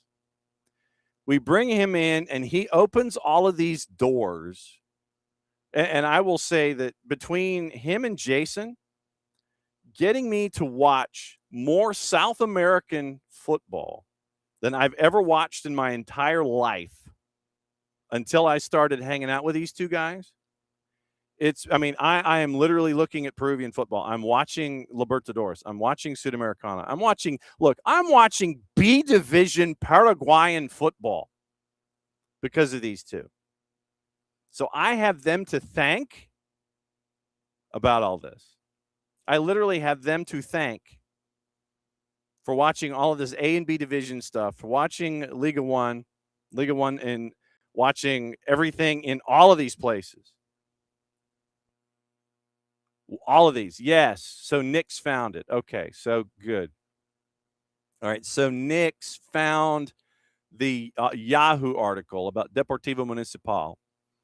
And right now, here's the shorter, here's an article that I found on Infobay, and this is what I was referencing with Nino.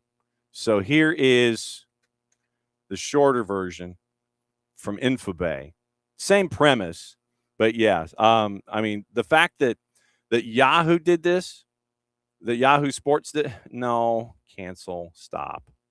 So here's what I'm going to do. I'm going to open this one, open link in new tab, which is what I thought I was doing in the first place. But yeah, Peruvian fourth tier club, 1,000 sponsors. It's a brilliant notion. Legitimately. Black and white squares, interested folks. I'm interested now. I'm interested in this. We need SDH on this Deportivo Municipal jersey. That's what we need. We got to figure out how to do this. But yeah, you can pre-order those jerseys and you can get them over. You can, like I said, they don't ship outside the country because they're fourth tier Peruvian football. That's the problem. You know, maybe if they were like, you know, maybe if they were first division, they might ship to the U.S. But I'm fairly certain that if they got a request to mail, to send their jerseys to the southeastern United States, could you imagine what this pops in? The mailbox of a fourth tier club in Peru. They're sitting there and they're looking at this going, what is it? Are they high? Are they crazy?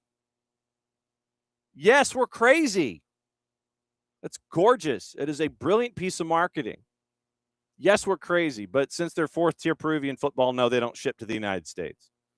So what we're gonna do is we're gonna go to our broker. We're going to go to our broker, and he's going to take care of this for us. This is what's going to happen. So our broker in South American football. Oh, well, that reminds me. The Pan Am Games, I think they're in Peru this year.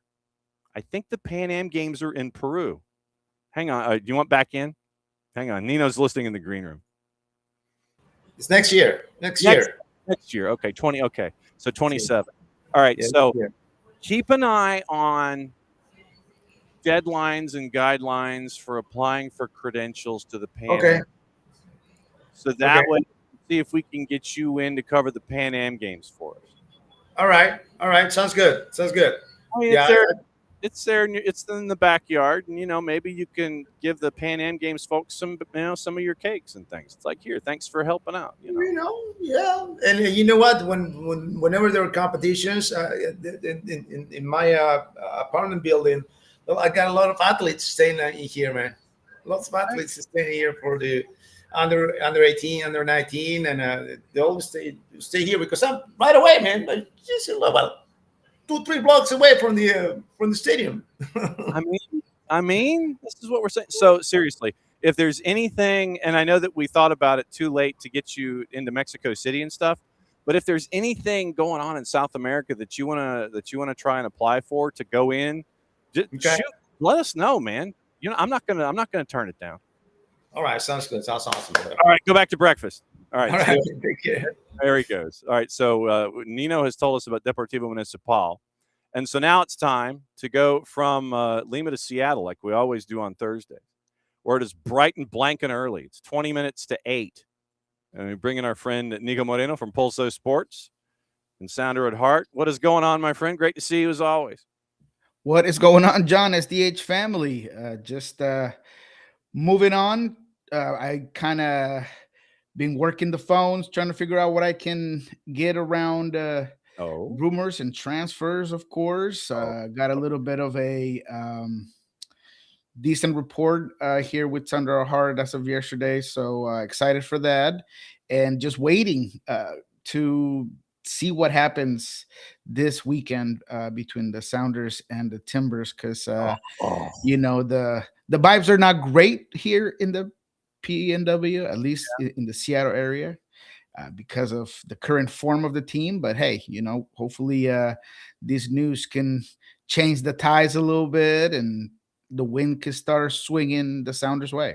Okay, so then I want to get into this because there were a lot of folks that got hung up on a soundbite, and this is why I want to break this out and I want to flush this out a little more, because a lot of folks see that headline of, well, we're not going to bring in 5 new players, and it creates this mass panic of, well, things are so bad and awful and horrible, and we're having a no good, very bad day, that we need to make all of these changes. And then your head coach says, well, we're not going to bring in 5 new players, and everybody starts freaking out and panicking all over again. And I'm thinking to myself, well, first and foremost, you need to play the longer soundbite of what he said. You can't just play that clip and sit there and take it at face value. You've got to play the longer soundbite to add context to what he was saying, and understand that that's where Seattle's always coming from. That's part of their buildup in the DNA. They're going to do things strategically, and they're going to do things. They're not just going to sit there and oh, my remote doesn't work, I need a new television. That's not how this works in Seattle. It's never been that way. And so we need to look at the longer quote from Brian Schmetzer before we sit there and we start freaking out about things. Yeah, look, it's interesting the way things play out, because look, as a coach, everyone, the audience, fans, they need to understand that whether you think that you do need 5 acquisitions or not, although that's not the case here, you're not going to go out and necessarily say that, because you have to show your current team some confidence, right? You got to be able to say, hey, I got the right guys here. I got some guys that can come out and do it. Now, I think Brian maybe went a little too far on it, where the way he said it, and I asked him directly, I said, look, some of the comments you make could sound as someone who's complacent with how things are going. And, he agreed, but he mentioned that not panicking means not making rash decisions, right? He mentioned not playing Pedro de la Vega before he's ready to go. He mentioned going and getting a guy that doesn't quite fit the team. So, there was a lot of coherence to what he was trying to imply. It's just that sometimes, as you mentioned, depends on how you say it and the phrase that maybe goes along with that final conclusion of your idea. It's very easy to clip that moment and run away with it. But I do think that he understands, Brian Schmetzer, that there's a clear void in productivity when it comes to the striker position. And we all know that. And he particularly understands that. Is he going to go out there and say it right off the bat? And fans were like, hey, have you guys asked about strikers? And I can't believe nobody's asking about. Well, we have asked him, but he has strategically and correctly been diplomatic about it. He's not going to say, hey, man, this guy's in his locker room stink and I need to get new guys in here. I mean, it just makes no sense. So, yes, I do believe that Brian is trying to do 2 things. One, protect his guys, show them confidence, but also say, hey, we absolutely do. We can get better. And I think that's what you get out of it. Well, and at the same time, you don't want to sit there and, you don't want to say that your guys stink. And at the same time, you also don't want to sit there and, if you are pursuing talent, you don't want to put yourself in a situation where you're the second guy in a negotiation. You don't want to sit there and have the team that you're interested in. Oh, so you really do stink, huh? So what's this guy worth to you? You don't want to put yourself in a negative at the negotiating table by sitting there and approaching something by saying the extreme. You want to be diplomatic and you want to do things in backdoor channels. You don't want to sit there and put everything out there on the table for everything to see. Absolutely. And as much as the team is clearly in a very bad moment in not just the season, but historically bad moment, right? 5 losses have never happened. A 5-1 loss to the Timbers has never happened. I mean, there's just been a consistent amount of very scandalous results, and that leads to people being upset, and that's fine. That's the fans' job to just be angry, be passionate about not having this be the norm, and the bar should be set higher. So it is a difficult position for Brian to be in, because look, I'm not sitting here excusing how badly some of these games have gone, but essentially you have maybe 5 of 6 or 6 starters that are off this team, if you count Pedro de la Vega, if you count the fact that Jackson Reagan obviously gets a second game for the red card that he had against Philadelphia. So there is a sense of, there are some guys that are coming back from injury, from here, from there, and will be better. So that's why we don't need 5-6 guys. That's, as you mentioned, not the Sounders MO. They're going to be very meticulous and they're going to be very careful with the guys that they bring in. And look, at the end of the day, this team doesn't have a lot of room when it comes to the salary cap, when it comes to the transfer. There's no DP spots open, right? So whoever you bring in is going to have to fit under a specific capsule that you have available, which, as much as I try to do long division here, is maybe a high TAM player. So whatever you bring in has to fit into that category. So it is a hard job for, Craig Waddle to try to figure out the scouting department, and we'll see how it plays out. But the reality is that this team, with 2 very hard games coming up, could find themselves in a 7-game losing streak, right? Because playing Timbers on the road with still a lot of injuries, with a lot of missing pieces, and then after that going to play in Toluca. I mean, those are 2 difficult games to win. And so if that happens, I wonder what, one, the fan base, how they're going to handle that, and 2, how the organization is going to be able to handle it. Brian himself, I mean, he's told us that he doesn't feel like he's on the hot seat, and he's created enough credit that, or, enough of a longer leash, so that he could do some things and try to figure this thing out. But man, I don't know. 7 games could feel different. Yeah. And that's the other, I mean, I guess the phrase that I'm looking for is political capital. Is that Brian and the front office, and once we have to remind folks once again that the general manager is always up for a vote after in 4-year cycles. This is something that happens at the all hands on deck meeting, that the GM either gets a thumbs up, a thumb sideways, or a thumbs down when it comes to, observation and renewal. So this is something that, plays into all of that when it comes to the front office. But you've got to sit there and say, well, that Brian in this front office, because of everything they've accomplished, they get, I'm not going to say a pass because you don't want to give that, but you give them enough credit for past events to sit there and it's like, okay, they've gotten themselves out of these jams. They've figured things out in the past. We think we can give them the benefit of the doubt that they can figure out what's right, what they can navigate, what they can manage to get into the second half of the season and keep us in the playoff picture.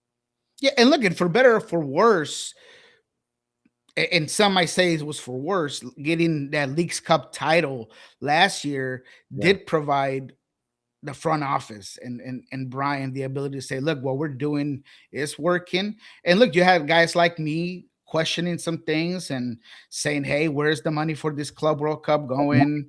Where's the, some of this other resources that you were selling? And, is that money coming back into the roster? And why is there U22 spots open in this roster where you could use those? And where is the replacement for Jordan Morris at some point? I mean, these are conversations that we've had, right? That I've put on the table, but at that particular time, it was very easy for the front office to say, hey man, we just won a championship. We just came off our best season when it comes to goal scoring. And, someone like me has to just sit there and be like, yeah, you're right. I mean, what can I do? I can't go against facts, and that's what's going on. But now when things start to go sideways, then some of these issues continue to pop up, and that's where I really do think that, and I think I said this in our last show, that there is this urgency right now from the front office to try to get something done and maybe not panic, right? Because I do believe Brian in that sense that this team is not going to make a panic signing, and that might be something hard for the fan base to understand. Because if, let's say, some of these things don't happen and you don't get somebody and you don't sign the right guy, the fans have every right to lose their minds because they want better. They want to make sure that there is a vision. And I feel like that's where the Sounders have missed the mark a bit. I've brought up the whole thing about there was one point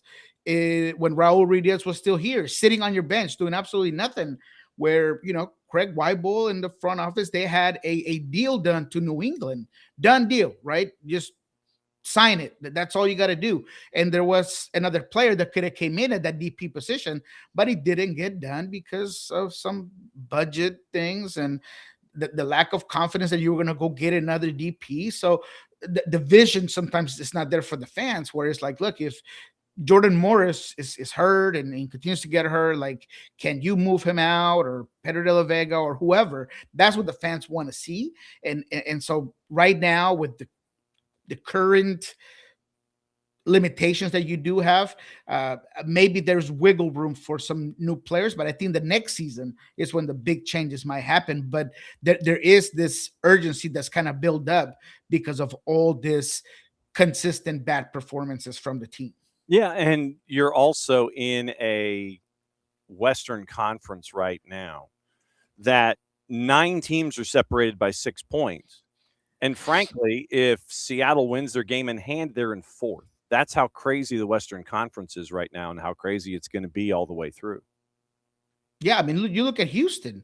Houston's a team that, was below the Sounders in the standings going into the break, right, of the World Cup. They have added some pieces. They have some players they've spent some real money on that roster, and they look pretty good. I would argue that, a team like Minnesota can continue to get better, and there is, some legitimacy level money on that side. Even Sporting Kansas City, as far down as you might look at them, I mean, they're trying to make moves, right? So those are the things that this team needs to understand, in which, hey, if guys are not coming back, if there's injuries, I mean, regardless, even if they do come back, you need to continue to add players and make this team better. Yep. Right now, the decisions that have to be made. Rusnak has an option year for next year. I know that I think the Petkovic loan was only going to be a contract through this year anyway. Yamar is out of contract. Masovsky is out of contract. Nuhu is out of contract. Alex Roldan has an option year after this year. Ryan Saylor has an option through the sprints for the sprint schedule. Then your supplementals. Decisions have to be made on Max Anchor, who has 2 more windows after this. Cody Baker has 27 and 28 after this. Osaze de Rosario has a 27 option. Stuart Hawkins has an option for 2 more. Kim Ki-hee is out of contract. KKR has an option year for 27. And Sukunome has an option for 27 and 28. So that's what? 4, 5, 6, 7 supplementals that have to have decisions. And then another 1, 2, 3, 4, 5, 6, 7. So you basically have as many as 14 roster decisions you have to make in Seattle for next season for the sprint and beyond. And there are some forceful decisions, because Jesus Ferreira could very likely reach the escalators that would turn him into a DP level player. That's why I don't think that the Sounders can or will pick up Albert's option, and they're going to try to keep him, right? I mean, you could definitely talk to the player and tell him, hey, we're not going to pick up this option, but if you can come back at a high TAM level, player level, then we're going to go ahead and keep you. We'll see what happens with Yutsu Kanome. He was loaned out to the Pittsburgh Riverhounds. If he hits it over there, maybe there is a way that team purchases him. I mean, there's a lot of different avenues. But yes, I think next year is going to be a very big year for the Sounders team. So what's going to happen in Cascadia this weekend? We figured that if you were a first 10, and we were talking about this earlier in the week with other folks, we figured that if you were watching Major League Soccer for the first time after the World Cup, you kind of got into soccer and you're watching Major League Soccer for the first time and you saw what happened at the end of Hell is Real. You're like, ooh, then you're hooked in. And we were thinking, okay, so what matchup this weekend could be kind of like what we saw with Hell is Real and what we thought of was Cascadia. So there is no love lost in this one. What do you think is going to happen here? I don't really see many situations in which the Sounders win this game, to be quite frank. I think that there are way too many injuries. Christian Roldan and Jordan Morris are still not playing with the team. They are still a long ways out. Obviously, they're the most recently injured players. Alex Rodon was back this week, which is a positive, but I don't see him ready for 90. Pedro de la Vega was full on practice, but I don't see him ready for 90. I don't even know if he'll get like a cameo in this game. Yeah, Marco Andrade was back, but he also doesn't look ready for 90. So, you got certain players that could potentially be back that are not going to be 100%.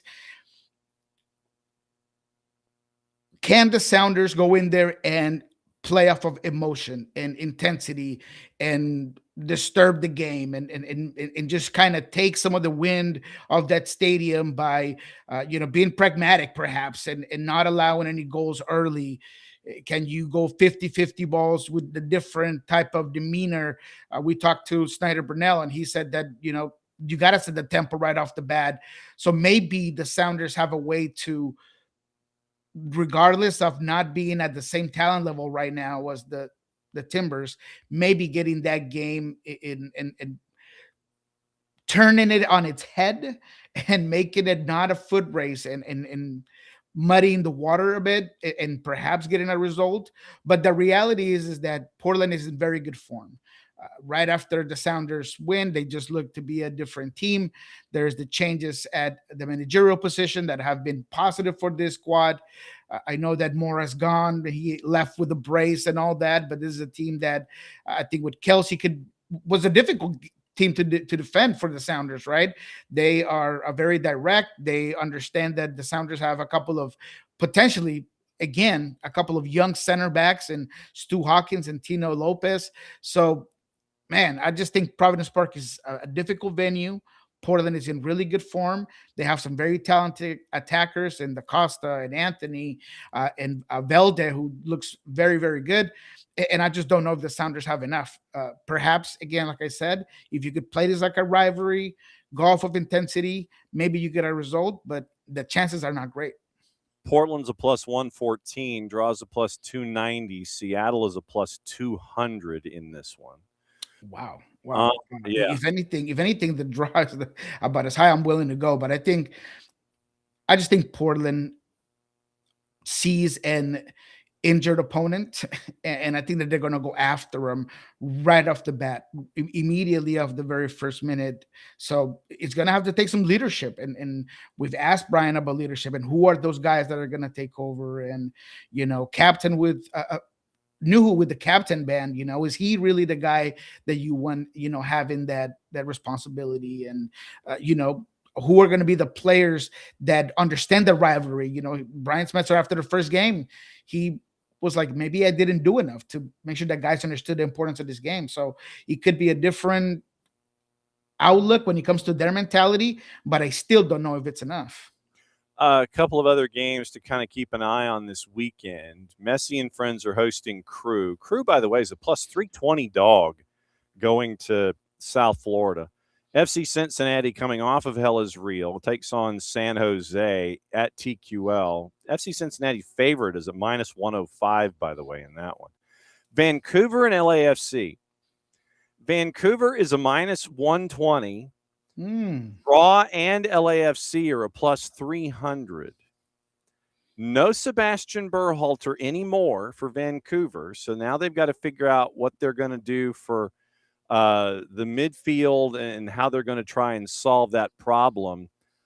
I'm intrigued to see what Vancouver does here in the window to replace what they lose in Sebastian Berhalter, because he was there for you on set pieces and corners and was one of those bulldogs on defense.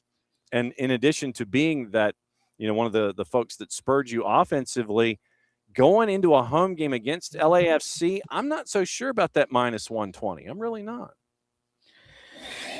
I'm not either. I mean, it's a difficult game for Vancouver because Sebastian Berhalter, it wasn't just a guy that was important in the midfield and in ball progression and being a guy that's a two-way player or his mid-range shooting, but he was a set-piece guy, and all of the things ran almost through Berhalter, and so that's a difficult one facing an LAFC team that That's looked pretty good. And I know they got Kansas City. I get it. I don't want to go too crazy about that 4-0. But I do think that, Mark Dos Santos and this coaching staff starting to dial in pretty well with this LAFC squad. So, look, it's not one that I'm particularly excited to put any sort of juice boxes on, Yeah. because it could go either way. I trust a guy like Jasper Sorensen to maybe modify. He is not afraid of changing it up, whether it's the formation, whether it's the principles, one specific game. And that's why he's been so good in short tournaments and be able to be really successful with the squad. I think Thomas Mueller is a guy that he just looks so happy out there. Just you saw him at the MLS All-Star game. I mean, he's, skill challenges, whatever. He radiates that presence on the field.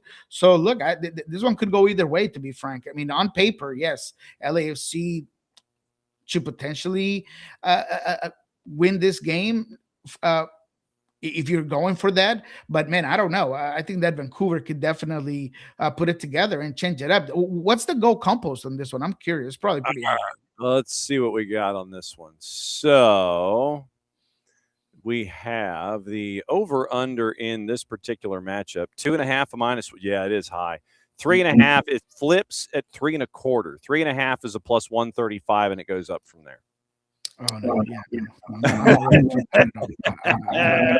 I don't like it at all. Well, I mean, if you go under 2.5, it's a plus 145.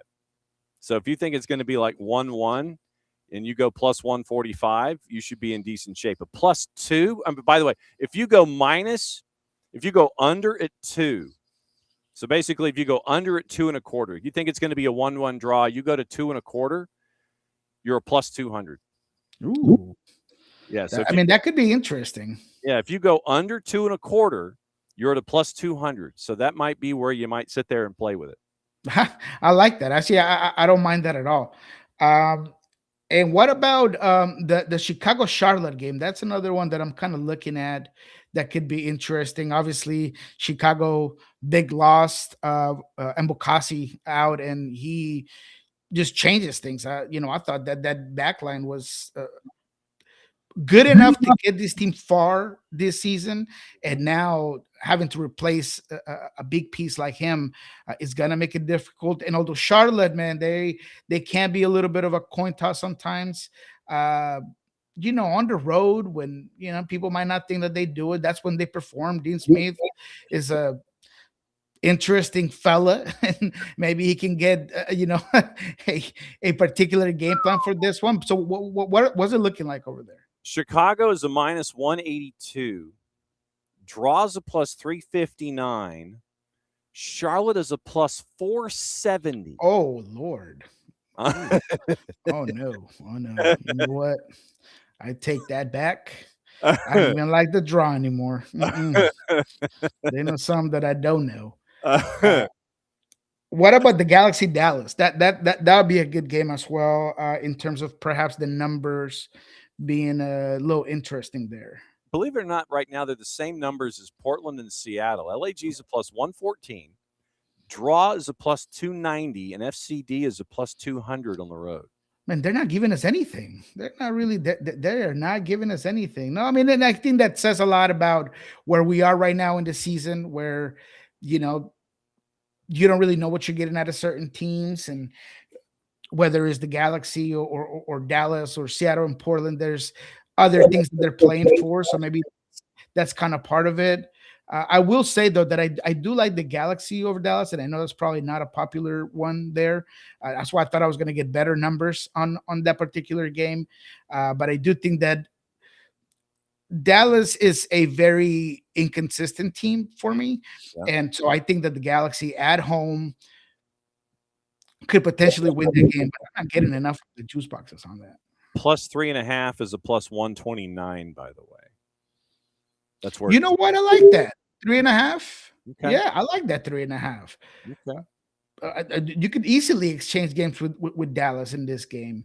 Look, I know that you're just coming off of a 1-1 against San Jose, but that's Classico. You play it it's against Bruce. I mean, it does change things a little bit. So I don't know. know. I kind of like that 3.5 there for that Galaxy game. Okay, so there it is. That's what you're staring at. I know that you said you were kicking the tires on some intel on Seattle. What else is going on with the Sounder at Heart and Pulso Sports? Yeah, so obviously the biggest thing that we have right now is the report that we got as of yesterday that the Sounders are targeting Danish striker Kasper Tankskert. You're better at this with the names, to be quite honest. I absolutely terrorized the pronunciation of some of these European players, but he's currently with Feyenoord Eredivisie side. He is a guy that has a very interesting profile for the Sounders. The way I see it right now is that it is difficult, but there are conversations with the Eredivisie side and the Sounders, because look, right now, if we're looking just at the numbers, whether it's the transfer market or FODMAP, is between 4 million to 3.3 his value. Yep. So can you bring him in at a high town level? Can you break it down, whether it's through a loan with potential to buy? Can you maybe break it down so maybe next season you get a bulk of it? I mean, there are ways to come around a player that is also looking for a new horizon, a new league. So can the Sounders use a lot of these mechanisms that, I mean, we've seen Miami do it with top players. We've seen LAFC do it with bigger names. Why not the Sounders be able to bring this particular transfer so it hits the salary cap in the right way, so the transfer is broken down and you're able to bring him in at a high time level player. But I like the fact that the Sounders are out here. At least now we have some evidence that they are looking at specific strikers. He's 26, got 600 minutes in all competitions, has scored 5 goals. I think that if you look at the profile of the player, he's very good on the ball. He has some explosiveness in his speed. He could, put her in the box, but he could also create his own shot. There are some very interesting aspects of his game. He was been at Benfica, so he's been at some of the top leagues in Europe. Very interesting player, in my opinion. He's not the only target, though. I'm looking at potentially one more. I was hoping to break him here on your show, but have not gotten the green light just yet. But the Sounders are looking. Sounders are trying to figure out in what way they can, with their limited resources, limited cap space, can bring in a guy that's going to come in and perform, come in and immediately become a contributor. And so this is one of those players that they're targeting. So, interesting there for the team. In terms of what we're doing this week, I'll be on what we learned this week by myself because Jeremiah is not going to be there. So guests to be determined. On Monday, we'll figure out probably kickoff with Loving Scorchers. We have some potential changing in programming. So stay tuned in terms of that. But yeah, man, that's what we got. 109 games at center forward in his career. That's where he has spent the bulk of his time. Can play left wing or right wing. He has done that in the past as well. 11 matches as a central striker, and then he's also played deeper when asked. 5 goals last season, or 5 goals in the Eredivisie and with Feyenoord, multiple comps, 23 matches in 25-26 to date. Was at Hellas Verona in 24-25 and looked like he was one of their leading scorers in their Serie A campaign. 7 goals in 26 appearances for them. Then before that, you mentioned the time at Benfica. 4 goals in 2 seasons there in, as I'm trying to do math quickly here. So 27 and 30, so 27, 39 appearances in 2 seasons. Then you go back even further, and his time at Horsens goes back 21-22, and then back even further from there. He was in the regional leagues in the U19s with his time at Midtjylland in the reserves. So and you had it spot on. His value right now at about $3.5 million. He's under contract until the end of the 28-29 season at Feyenoord. So keep an eye on that. But that once again is just to kind of sit there and spread the value of the asset around for your bookmakers and your accountants. So 26-year-old attack center forward, right-footed player, Kasper Tingsted out of Feyenoord. So that is who you're chasing there. As always, my friend, it is great to see you. Great to get all the intel and everything. And we will catch up with you again this time next week, and we will knock it all down one more time. It's always great to see you. Appreciate you, John. There he goes, Niko Moreno, Pulso Sports and Sounder at Heart. And he's going to break everything down over there on the West Coast, and we get that intel. Okay. A couple of other pieces of news. Tata Martino is speaking right now, and he is getting through all of the discussions about getting ready for the matchup in Philly. They are leaving tomorrow afternoon at 2 o'clock-ish or early afternoon to go get up to Philly and play Philadelphia Union. Tomorrow on the show, it is going to be chaos and rapid fire. It is going to be Dave Leno, the play-by-play voice of Philly, and Michael Parkhurst in hour number 1. Hour number 2, Steve Cangelosi, Jaleel Anibaba are going to join us back-to-back in that 10 and 10:15 slots to break down everything from Apple TV. Jaleel got a little excited in the MLS Next showcase when he was paired with our friend AJ Ricketts, and so we'll talk a little MLS Next with Jaleel, and we'll talk a little about what else is on Jaleel Anibaba's mind. We'll get you ready for the weekend as well, and we'll get you prepped up there. Another couple of news and notes. Paul Mullen is set to sign with another EFL club, signing with Rotherham after his Wrexham deal got terminated. That news coming from TalkSport this morning. Also, the FA is updating their rules when it comes to competition. They are going to give a minimum 10-game ban to players found guilty of discrimination under enhanced FA rules.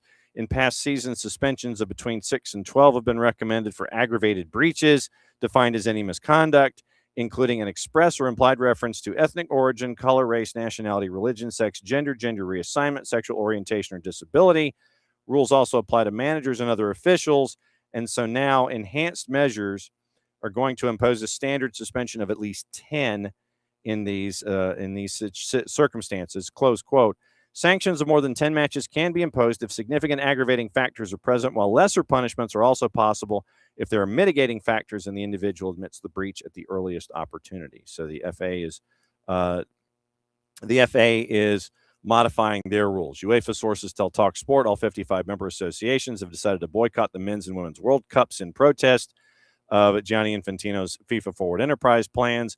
UEFA members agreed on an emergency call that began around 2 p.m. today, so that would have been 9 o'clock this morning, our time, that they will not support any FIFA-run tournament.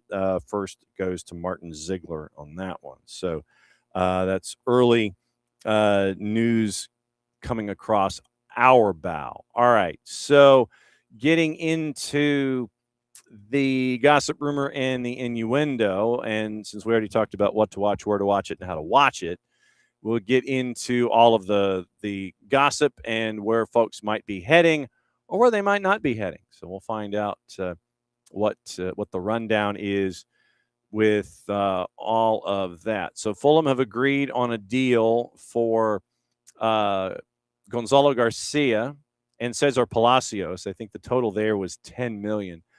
Senny Laman's returning early to Manchester United training. Maxence Lacroix has now become Chelsea's newest pickup. De Zerbi is also hinting at a new Spurs transfer. Rashford has bid adios to Barca, and that gets us to where we are. So now, replacements and such. Real Madrid are confident of reaching an agreement with Rodri after holding positive talks, according to AS. Personal terms understood to be in place now that the La Liga side's focused on agreeing on the transfer fee. City had already rejected an initial approach. Madrid remain optimistic a deal can be completed. City also closing in on signing Ayoub Bouadi, according to Nicolas Shira. Bouadi, 18, is, quote, one step away from leaving Lille to join City. Personal terms already agreed. Transfer fee not reported. Lille demanding in the neighborhood of 80 million euro for Bouadi. Inter Milan ready to step up their pursuit of Liverpool's Curtis Jones if David Fratesi leaves the club, according to Gazzetta. So keep an eye on that. Juve closing in on signing Leverkusen attacker Karim Alibegovic, according to Fabrizio Romano. Starred in the tournament for Bosnia and Herzegovina. Final negotiations with Juve. 35 million euro transfer fee negotiated between the two clubs. Alibegovic is only 18, spent last season on loan at RB Salzburg, 9 goals in 28 matches. PSG are making, quote, good progress, end quote, in their pursuit of Parma keeper Zion Suzuki, according to Foot Mercato. Contact established between all parties involved. PSG now keen to make an official offer. Suzuki, starred for Japan in the 26 World Cup, could be sent straight out on loan should he be signed, with Matvei Safonov likely to remain the first choice keeper. Juve have already had a bid for Suzuki turned down by Parma, potentially opening the door for PSG. And done deals. Maxence Lacroix is now under contract through 31-32. Monaco have signed Matisse Ablin from Nantes, forming a line with Valerian Balogun, possibly. The 23-year-old Ablin signed a 5-year deal without disclosing the transfer fee, which is reportedly €25 million. PSG made a breakthrough in their pursuit of Monaco's Magnus Akliush, club-to-club agreement now in final stages. That's from Fabrizio Romano, who also reports Fenerbahce and Galatasaray are both keen on signing Rafa Leao this summer. AC Milan are not willing to sanction an exit for anything less than €50 million. Nicolas Schura, Madrid, ATLUTD have opened talks with Spurs over Cuti Romero on a permanent transfer. David Ornstein, Forest have had a €20 million offer for Israeli international Anand Khalaili, rejected by Royal Union Saint-Gilloise. Standard, Crystal Palace pursuit of Augsburg defender Krislain Matsima has hit a roadblock. That's from the Standard. Football Insider, newly promoted Ipswich could swoop in for Standard Liège defender Henry Lawrence. Sky, Sunderland are in talks with Toulouse for defender Diane Metali, who is valued around £25 million by the Ligue 1 club. Club Brugge set to sign South Korea international Lee Han-byum from Midtjylland for €9 million. Sky is reporting on Leon Bailey. Hull City edging closer to signing the Villa winger, 1 year left on his deal. And Hull also working on a deal to sign Mert Komur from Augsburg. The Premier League side have already had positive talks with the camp of the Germany U21 International. That is from Sky Germany. So now going into and seeing what is up with our friends Ben Jacobs and Tom Bogert. And we will let you know Jacobs was one of the ones, along with Ziegler, to break down what was going on with the member association meeting. Forest have shown an interest in Dynamo Kyiv center back Taras Mikhavko, also on the radar of Bournemouth and Everton. Jean-Matteo Bohoya's future, keep an eye on him. According to Jacobs, Eintracht swingers attracting interest from Roma. English and Saudi clubs also tracking the 21-year-old. Fulham once again 2 deals. Palacios set to join for around 8.5. Gonzalo Garcia for £35 million. Both moves driven by Arbeloa. So 2 players, £43.5 million. Real Madrid to Fulham. Arne Slot, one of several candidates with Al Ahly, with Matthias Geisler set to join Newcastle. Slot wants to prioritize a move within Europe. Tyler Fredrickson has joined Lausanne Sport for Manchester United on a 3-year deal. Understand it includes a high sell-on clause and a buyback. We mentioned Geisler, and it looks like the UEFA is in talks to put forward a candidate to rival Gianni Infantino at the presidential election. It looks like Nasser Al-Khelaïfi is gaining significant support, as reported by TalkSport and Ben Jacobs 2 weeks ago. Those close to Khelaïfi insist he has no aspiration to stand nor give up his roles at PSG and BN. And they're trying to now figure out who it could be that would be that kind of competition. Back on the 14th, backing that candidate, it might be Darius Mioduski, who has been floated by execs. So Darius Mioduski, let's see, what is Mioduski's background here? So as we sit there and we plow through all of the names and all the things, and Legia owner, the owner of Legia Warsaw, Darius Mioduski. So Poland would favor Mioduski. Victor Montaliani has been touted outside of a possible successor. Sources close to Montaliani had argued his focus is on being reelected as CONCACAF president, but it's relatively common knowledge that the Canadian has aspirations to be FIFA president one day. That comes from TalkSport. Patrice Motsepe is another name intent on being FIFA president one day. He is unlikely to go head-to-head with his close ally, instead preferring to wait until 31 in the hopes of getting an endorsement during an election that Infantino cannot stand in. So that's the rundown of those individuals when it comes to the moving and multiple chairs that are attached to wanting to possibly go up against Gianni Infantino in an election cycle. So we'll see what happens there. Tom Bogert, we mentioned Atletico Paranaense. The Macania move to Rangers is now official. That happened this morning. And it's now 4.5 million pounds, and that was brought forward to the table. And the announcement was made by Rangers this morning. So let me double check quickly. I think that literally it was no real surprises, but once again, the numbers from Rangers official and Macania. So if I could, Macania. Oletu Macania, people. That's what we're looking for. So confirmed as of an hour ago, 4-year deal with an option for an additional year subject to international clearance. So that is the rundown. Oletu Macania has got the thank you message an hour ago, reaching the transfer agreement with Rangers, and so now officially official. Oletu Macania is now going to, and that might be another reason that they tried to bring back Kai Wagner as quickly as possible, was because they were losing Macania, and they ended up losing him to Rangers for, I think, $3.5 million. So that's the latest there. So once again, reminder tomorrow. It is rapid fire. Dave Leno, Michael Parkhurst, Steve Cangelosi, Jalil Alibaba, getting ready for the weekend, all the things.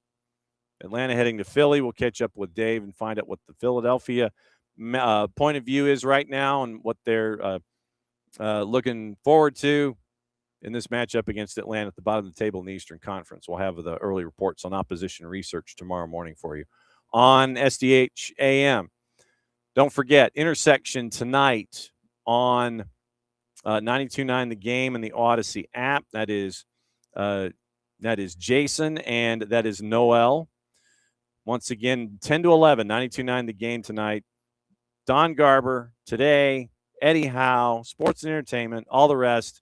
You've got WAFCON on all the BNs as well, and so you can catch up with that today, all day long here in the group stage. So for everybody here at SDH, thanks for dropping by as you always do. It's great to actually have a computer and electricity that functions. Amazing. Amazing stuff. So UEFA is doing what now? Yeah, UEFA is just mad. And they claim that they're going to be boycotting the World Cup. Sure. Literally, these two are going to be in the sandbox, and they're going to throw sand at each other for a while. So do not be surprised by anything that you see. Just take it for what it is. Play it forward. Just file it away, write it down, move forward. We'll keep an eye on that. We'll keep an eye on what's going on in Providence. We'll keep an eye on what's going on in and around everything in the soccer world. It is the end of the show. That means one thing. I get to do this. Mucha Plati, I'll play it safe. Back at you again. Intersection tonight on 92.9 The Game in about 10 and a half hours. Back here in less than 22 hours, like 21 and a half hours. We'll get you ready on a Freestyle Friday. Mucha Plati, I'll play it safe. We'll catch up with you soon.